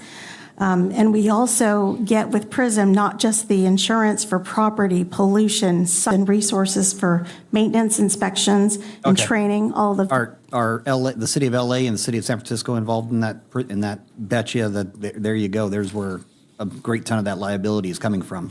So if we maybe find another group that doesn't have those two cities involved. Yes. Okay. We will prepare that for you. You're done. For now. All right, we already discussed that half employee.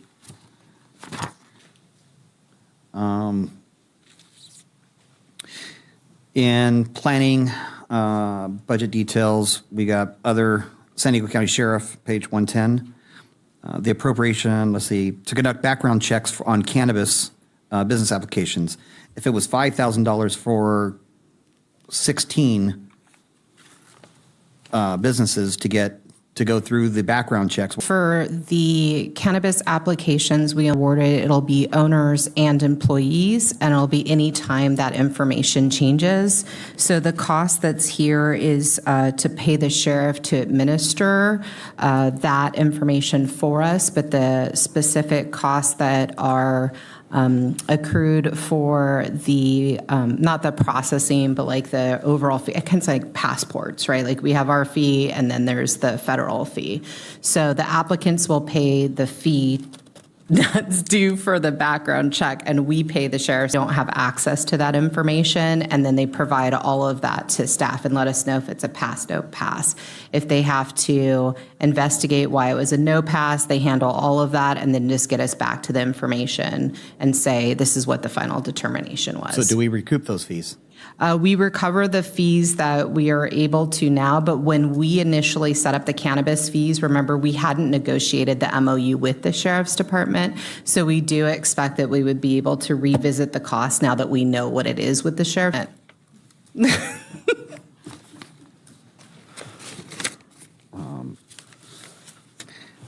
And we also talked a little bit about, Councilmember Trotter brought up in building that increase to $500,000 in expert consulting services.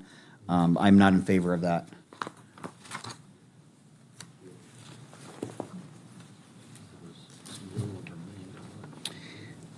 And admin, we've got, once again, expert consulting fees requiring for biological studies, for required permits for the work within the San Diego River, for defensible space clearing. I thought we got grants for that. No, we haven't gotten any grants, but so what we have been doing for the past few years, council, move away from declaring emergencies and actually do a study and work with, for example, a consulting firm like Helix, for example, to essentially identify the boundaries and let us know what we could do or not. At the same time, but this is more put in the budget so we could start moving away from declaring an emergency and doing this the proper environmental way. Okay. Vice Mayor, can I jump in? On just because there's a working group that we've established, and there's a whole planning effort related to that, and that'll kind of include not exactly what that 65 is, but it'll be, sort of similar in nature, but it's really longer term and designed to allow fire then to access the several $1 million that will be available to go in and do very significant, changes to the, under the emergency declarations. But we do want to get that as well under a long-term permitted approach. But we do need to expend some money to get to that point where this is not going to be a recurring thing, but hopefully it's a one-time. Goal is to bring back, in addition to the emergency declaration that Nick mentioned, later in the summer, a more comprehensive view of how these things are working together, and then work more coordinated at the staff level. Because there's another part too. It's just Sandy's part is we have the sub-area plan, which is code, and we're trying to bring them together. If I could add just a couple more sentences to that. When you do the emergency, it's running at risk that the agencies might say, no, not so much this year. So you really want to have the stability of having permitted activities. But on this. You want to speak on it? You want to speak on that? No, we're good. No, he wants to get an early start. We understand. All right. It's past his bedtime, for goodness sake. Tell me about it. And then same thing, I have a similar question. Are we seeking grants for the trail maintenance and security? Sorry, for trail maintenance security, that's actually being funded out of the capital improvement program, and it's going to. Graffiti and vandalism repairs, it saddens me that keeps going up every year, but that is definitely something that I want to make sure stays in the budget. It's that old broken window effect. And areas, in fact, I'd really like to start picking up with the broken fences, the split rail fences, and we need to get a handle on those and get those repaired sooner rather than later, because it's something that just absolutely does all that stuff, because it really is a huge help, especially when you drive around other cities and communities and they don't do that.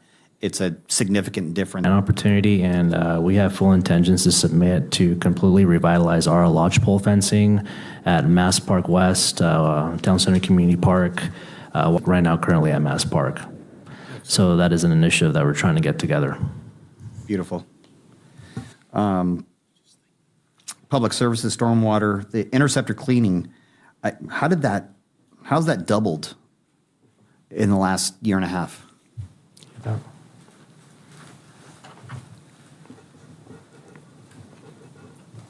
And I'll even say, then right after that, trash basket cleaning is 33 increased. The trash basket cleaning, we were previously doing it in-house, but planning and building or engineering has been installing more of those devices, and we can no longer continue to do it in-house. We no longer have the capacity, so we've had to get a contractor in place to perform that service for us. And so that's why it's a 33% increase. All right, what about the interceptor cleaning? We budget for it to be clean $4,000. So it was 11,000, and then it went to 24, and now it's at 25. So the 11,000 is the year that we only ended up doing weather that year if we have to have it clean. On that, Councilmember Ellis, as part of our permit through the Regional Water Quality Control Board, we have a trash amendment compliance component that we have to administer, and it was approved several years ago, and over a 10-year period, we've been implementing it.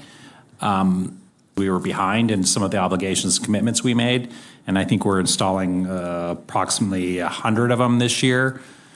Council awarded a few months back. So that's why the increase in costs, it got to a point where public services crew, there's just too many and too much of an obligation for them to do. So we're contracting it out. You got 100 more added. We got at least 100 more added, and that's a big part of the increase. Consulting services, for graphic design and services and recreation needs, why is that not being? For that, however, the booklet, the recreation booklet, is a really big toll. That's really kind of the big toll of that $36,000. Being done, because if we have somebody in marketing that does graphic design and all that stuff, that why are they not doing? Why are they not doing that? Special events, personal development. what personal development are we doing for $7,000 in special events? I believe that's for a staff member to go to a supervisor's conference, a supervisor's professional development experience, for succession planning. Well, it was $3,000 and now it's $7,000. Cost is for the supervisor to attend a supervisor academy. The other existing cost is for CPRS conference. What's CPRS? And or depending which they attend in any given year. I can't remember the other acronym, the one they go to for the special events. It's a special events consortium. Yeah, there's one of two that they go to annually, a conference that they go to for professional development. So the big chunk of the increase, Councilmember McNellis, is due to the upward mobility opportunities that may arise. Okay, I'm good with that. But other contracted services, we're talking about sound, lighting, band, blah, blah, blah, blah, blah. How much of that is because of the addition of the Friday night lights, live, whatever thing that you're doing? We're actually removing that series from the future. We're no longer hosting those events. Okay, and that's, well, Really cost any money. They were pretty much free events. then why are we jumping $60,000 in? There's additional. Appropriation provides funding for contracts such as sound, lighting, bands, carnival rides, special events or other entertainment. There's CPI adjustments for all of the ongoing renewable contracts had CPI was CPIs. what, 4%? 3.8, yes. Okay. And then there was additional funding added for bands that are becoming more expensive every year or quality of bands wanting to be increased. A big chunk increase, Councilmember, was a push for carnival rides at more of our events. That's something the previous administration. Shout out. Okay. That's a majority of the chunk, carnival rides. I wasn't sure if that was, I thought maybe it was, okay, now you have a sound guy that you've got to pay. Now we're another looking at a sizable, $30,000 to for it's a sizable Friday Night amount, Lights, but- carnival rides. No, I understand. Yeah. I understand that. I did the first street fair and I know what that cost. And you answered, I was talking about other services, SD Sheriff. The increase, is that just due to? No, the first few concerts, they're very charismatic. So because of that, we have to prepare in a very expeditious way. Fair enough. Okay. I mean, it's a sad day, but I get, yeah, we've got to do that.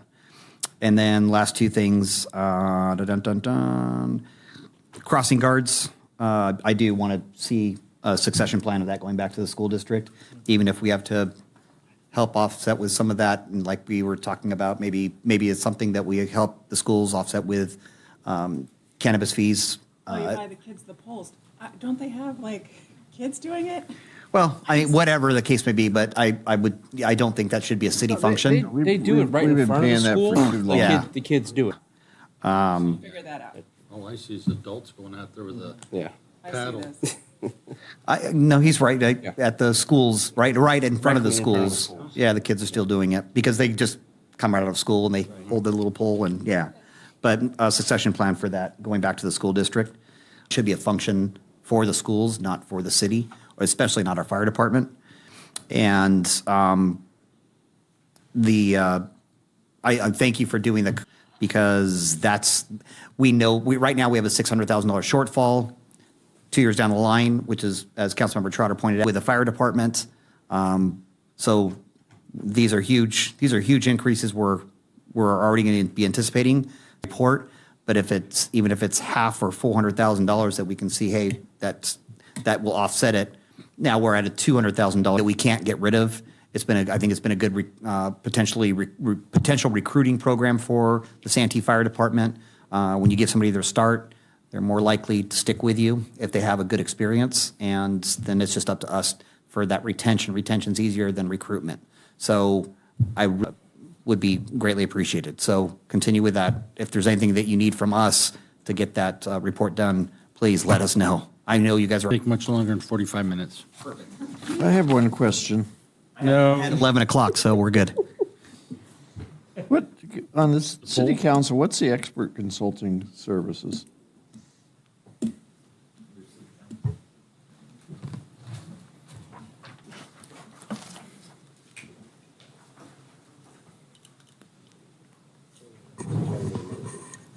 I believe it's for the lobbyists. Right, that's my And point. then a facilitator for the strategic planning workshop. And we're having that when? I'm sorry? We're having that when? I have no idea. Okay. I'm sorry. The consultant, is that the 60 grand or whatever to the DC guy? Really haven't seen them do anything other than send me a news article every other month. Well, I can tell you right now, they were able to get us, it's in the budget request right now for $10 million. Is that, yeah, So but that's is that pretty good them or is return. that us doing that's it? them. Every time I've asked, it's been. No, and before that, they got $1 million. Yeah, I 4.5 million I understand previously. that. So it is them doing it? then? Yeah, it's, Okay, yeah. then I'm fine. Yeah, we haven't been back there in a long time. I know, well, but still, it doesn't stop us from getting it. Okay, first of all, let me say that this has probably been one of the most robust conversations over the budget that we've had in many, many years. I think you were there for that, weren't you? And I don't think you were there, though, were you, Gary? You might have been. No, I would remember. I don't agree on some of the things, but that's okay, because that's the way it works. So what I'm going to do is, before we go any further, I'm going to ask, do we have any speaker slips? And I think we have one. Yes, sir, we do have one speaker slip. Truth? I love listening to you guys, but you are crazy to talk that much when you still got closed session. A whole bunch of other items left. Well, then don't talk very long. That's not going to happen. I'm going to talk longer. I love the discussion about cutting events. 'Cause I know that's not popular. I like serious. That's why I'm here. And I'm happy. I'm very happy to axe the culture of DIE box checking in favor of a unifying and truly diverse American Flag Day event. Summed up, Dustin says he wants more road repairs, I believe is what he was saying, or more positions. I don't know if you thought about that. And the crossing guards thing, I think that's, it's good if you're funding it because it's away from a school. If it's within a school zone area, I consider that to be the school district's responsibility. And that's just one of the many things. Like, I should have wrote more notes on what you guys said. You guys said a lot of ridiculous things. I'm trying to remember what the other one was. Well, let's just move on to cost recovery. Because speaking of that, you need to do that for the carnival rides. What is going on? Are you're paying how many thousands of dollars and you're not charging anything? It's just free? That's just stupid. Actually, if they're going to be charismatic events, I don't know what that was. Was I there? Is that why? A little bit of ego. And if it's not already happening, more. If you're not already doing it, Elkon's charging $535 every single time there's a call and they got to send out EMS. Because you know what? That's an incentive to start taking care of the people that are paying to be there. And it would ensure services are available for everybody else in the city. And speaking of all of those different events, I want the diversifying event programming to actually happen. If it's not going to be cut, I want it diversified for real. Because I already suggested a Lunar New Year. Elkhorn already took the arts idea with their great Artival event, which I didn't go to. I was supposed to, but I didn't. But that's the type of event that would have fit in really great with the Arts and Entertainment District, expensive carnivals. But I want innovation. I want innovative ideas. Apparently, you have a marketing manager. So why are they not thinking outside the box? So I'm just saying, Santee, come on, up level. I'm going to try and take up all the rest of the seconds, but I just overall, I really appreciate the clear individual projects, and I could hear how many questions you guys had. So obviously, still a bit more work, and I'm against the 5.5 salary increases. No further speakers. Thank you. In that case, do I have a motion to approve? Well, we don't need, we're not, that way. Yeah, yeah, thank you. Just on three different areas. The first one would be the promotional materials. Do you want to just zero that out, or do you want to hold on to some of it for banners? Well, I think what we do is go through what we have and see what we really need.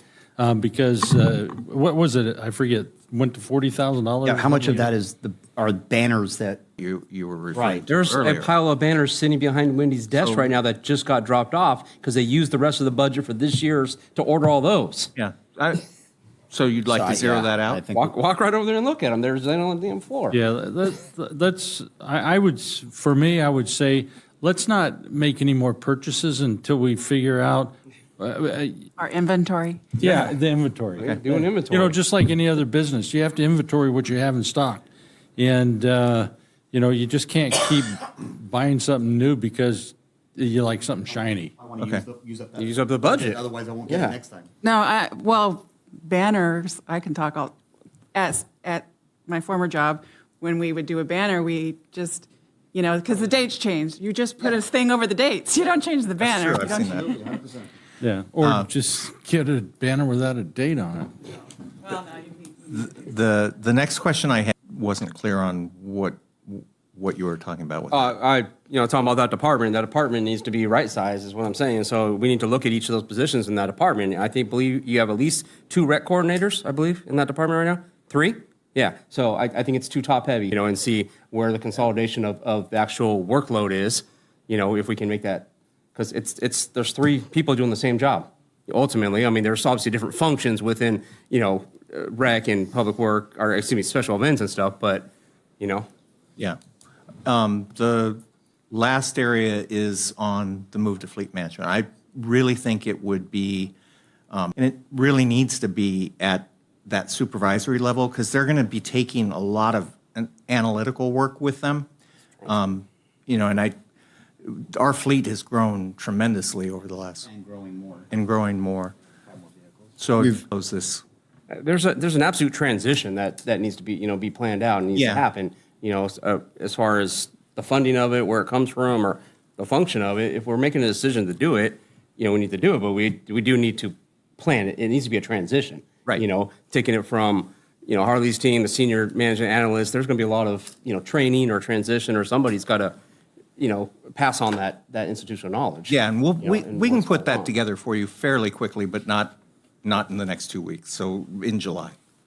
You know, one thing that we can do to probably help us with that is, Rita, there's got to be some kind of jobs for that position. And because like you were talking about the person that's already been there for a long time. Fleet supervisor. Right. Can they fill that position? Because then that's also succession management. You want people to believe that the hard continue to want to work here and work hard. And but the thing is too that they have to be able to have some kind of management skill, and we have to be able to have some kind of way of, you know, figuring that out. And that's why I use the term. Did the survey already of the fleet manager and supervisor. There's a difference. I think that's why we were recommending a supervisor instead of the manager. Yeah, and I'm good with that. I just was using that term. I know, but I'm back to the point of what that position requires. Right. There's a different requirement there. Yeah. And, you know. Because I know when I worked at San Diego, supervisors, they didn't do a lot of work, but they did some work. I'm more in favor of, once again, having the institutional knowledge and practical knowledge than educational knowledge. Yeah. So just because somebody's got a degree doesn't make them better than somebody that doesn't have a degree. No, I wasn't suggesting that. Don't Okay. get me wrong. Well, someone stated that, well, they have to, the supervisor has to have certain things that a manager doesn't, or vice versa. I want to make sure that that's not part of it, because that's, all right. Yep. Is that clear as mud? No, that was perfectly clear, and I think we're good to go. Okay, so there was a lot of direction given tonight, and I think it was fairly well captured in the discussion. And please make sure that if there's any questions, you go back and review the tape. You guys will have that ready at any time, right, James? It'll be posted on the website tomorrow morning. Okay. Well, I just, you know, we're just very fortunate that we can have this discussion and not miss anything because of being able to review it. Mr. Mayor, can I add something about I know Councilmember Trotter brought up the part-time positions for code compliance. Mm-hmm. I do want to talk about the recruit for, especially when it's their niche positions like Sandy's, like our human services open space coordinator. That's part-time with no benefits. That was a nightmare to recruit for. So was our hazard mitigation program manager. And obviously, I wasn't here when we recruited for the code compliance. Well, I was for the second one. They're hard to recruit for. And if one of them leave, again, Sandy says she doesn't know if they're going to fill. A lot of people can do like clerical work, but these niche positions, they're very hard to fill. We'll get a lot of apps that are not going to be qualified. Okay, well, we'll circle around because I think you and I would like to have some more conversation. I know it's scary. Director of Community Services, I got one more question for you, sir. We're talking about, the pamphlets, trifolds, brochures for the different functions that go on and stuff. Do we actually use all those? Or are we recycling? Or are we using other technology things? I understand a senior is going to be different than a teen, but I'm just throwing out a whole bunch of stuff to you right now. Are we wasting printing money and not looking at other mechanisms to share this information with the community? We get I would say we probably could slim down that budget, perhaps. Well, we usually have an excess of about 15% left in the office because we usually pass those all out during our concerts and 4th of July serious events. But we do have a little bit of overflow. You didn't have any of those left over, right? Because we run out. Yeah. No. Do we have any more things after the budget? Okay. So, can I do that? Yeah, go. So, well, the funny thing that I'm talking about here is I've got all this information on a tablet and whatnot, and I've got 4 council members up here that have 2 books in front of them each that thick, and we're worried about a little bit of printing. I've only got one. You've only got one. So I'm just throwing down, guys. I'm just throwing down on that. That's a lot of money, in my opinion, for what's going to get eventually thrown out. We will recycle the folders, though. They will be I'm glad you're reutilized. recycling the folder Yes. then. So, all right. So, Oh, and the Mr. Mayor? dividers, yes. Mr. Mayor, may I ask a question? Yeah. Just so we're clear, when we bring the budget back, we are removing the marketing specialist. We are not including the code compliance full-time position. Is that correct? Correct. Okay. we can do that because if we have to make an adjustment later on, no big deal. Yeah, it's a minor one because I'd rather have us showing a sustainable, balanced budget and then do what we need to later on. And after some of the discussions, we may not have to make any adjustments at all. Okay, perfect. Great. And you got the removing of the one position in the city clerk's office? Yeah. Are we doing that are we removing a rec coordinator? Or is that coming back for discussion? That's coming back. Yeah, we'll bring that back for discussion. Thank you very much. Yeah, we don't want Nick to have to do too much work. Okay. All right, direction given on that one there. It just feels weird after all that conversation not voting on something. All right, then, new business, holy mackerel. Okay, new business is resolution awarding the construction contract to Hazard Construction Engineering, LLC, for the citywide pavement repair and rehabilitation program 2025 CIP 2025-01 project, determining the project is categorically exempt from environmental review under the California Environmental Act, CEQA, per state CEQA guidelines. Is that fast enough for you? Do you want a staff report? Anybody want to, well, do we have any speaker slips? No, sir. I made a motion. Only question I really have, Carl, is we're 43% lower than we engineer estimate. What are we doing with the remainder of the money? As far as the function of it, I'm good. I can go through it and I can pull up slides just on that, or I can go through the presentation. Let me go just through that part of it. Yeah.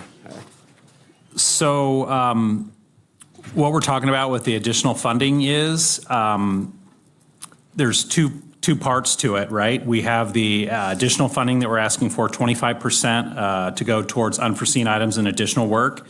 What we're going to be recommending with the additional work is potentially with the amount of money we have, not including change orders, we're going to expand the work on Mission Gorge Road further to the east and take it as far as we can. All the paving on Mission Gorge Road from Father Junipero Serra, and we're going to try and get as far as Big Rock Road if we can. So that's kind of the plan for that. But given the prices were so low and we do have some carryovers and some funding from Transnet, what we're proposing is we're remaining after this final contract's awarded. And so what we're recommending is putting out a separate contract before next summer's contract to keep this moving and get more work done. Working with my team, we estimate we can be out to bid. Hopefully, we don't typically like to go out to bid over December, but if we can, we'll try and do it as early as November. If not, getting it out to bid in January and awarding a project in February. And the recommendations we're looking at are some of the council priorities and trying to do as much of this as we can as Cottonwood Ave avoided because of the AWP. It's in really rough shape. And Cuyamaca Street from Mission Gorge Road to River Park Drive. So our recommendation would be moving forward is, and staff would recommend coming back with another contract mid-period in the winter time to do some additional work with that savings. And ultimately, I authorize myself to approve the $500,000 to extend the work on Mission Gorge Road, and then determining the project is exempt from CEQA. And with that, I'll second Councilmember Hall's motion. Thank you. Any further discussion? Please vote. Motion carries unanimously. Non-agenda public comment? We have one non-agenda public comment. Truth? Isn't this past your bedtime too? Fine, let's do this one first. There is no letting people speak, John. It's a constitutional right to address one's own government. So earlier, when I was not at this meeting, I was at Sandag's Regional Plan Learning Session theater show. Less of a theater show this year, actually. I got a lot of souvenirs, including dinner. I got a dinner. I got a taco. I should have got 2. I should have got 4. Should have brought you guys some. Everyone paid for it. This is all of our taxes. But it was a lot better. It was actually transparent with good information. And I don't know, though, if my pro-car, pro-freedom of mobility resistance is going to be recorded like it wasn't last year. And, John, I have an idea for you for the pledge. You don't have to worry if someone's sitting or not. You just say, those of you who can stand, would you please stand for the Pledge of Allegiance? That's from Joe LaCava. I can relate to that, having had so many injuries that impede, which I found very ironic, because you can't recycle the lithium batteries that EVs use, and those heavy trucks are going to destroy the roads fast, so is Waste Management going to pay for the city's road repairs? And, wow, okay, that's a change of topic. The future Arts and Entertainment District could have a food hall. You guys remember Deputy Chris Galvey? I get to see this guy in IB now, where he revealed himself to be an expert on the mic. He just turned it around. And someone else who revealed himself. For the record, city employees also could not believe Rob cursed several times during a past meeting. I'm not sure what they think of the middle finger, which brings me to Marlene. Frankly, I'm glad she's gone. She willingly played into being Rob's pawn. Business. However, it's a little concerning that only 2 out of 3 on the council made that decision to relieve her. If it was any other city, I would actually call for a revote on that. I just like to be honest once in a while. And for the payment of demands, it'd be more transparent to separate on concert magnets. Which concert? There was a so-called petty cash reimbursement of $414 to Caroline Such. Why? City spending, so you could look at theirs for comparison. And for the record, I provided the only public comment on the city's consolidated plan and possibly on the budget. I'm not sure what's going on with that. And I did not miss you guys at all. That's not why I came back. It was just business. Thank you.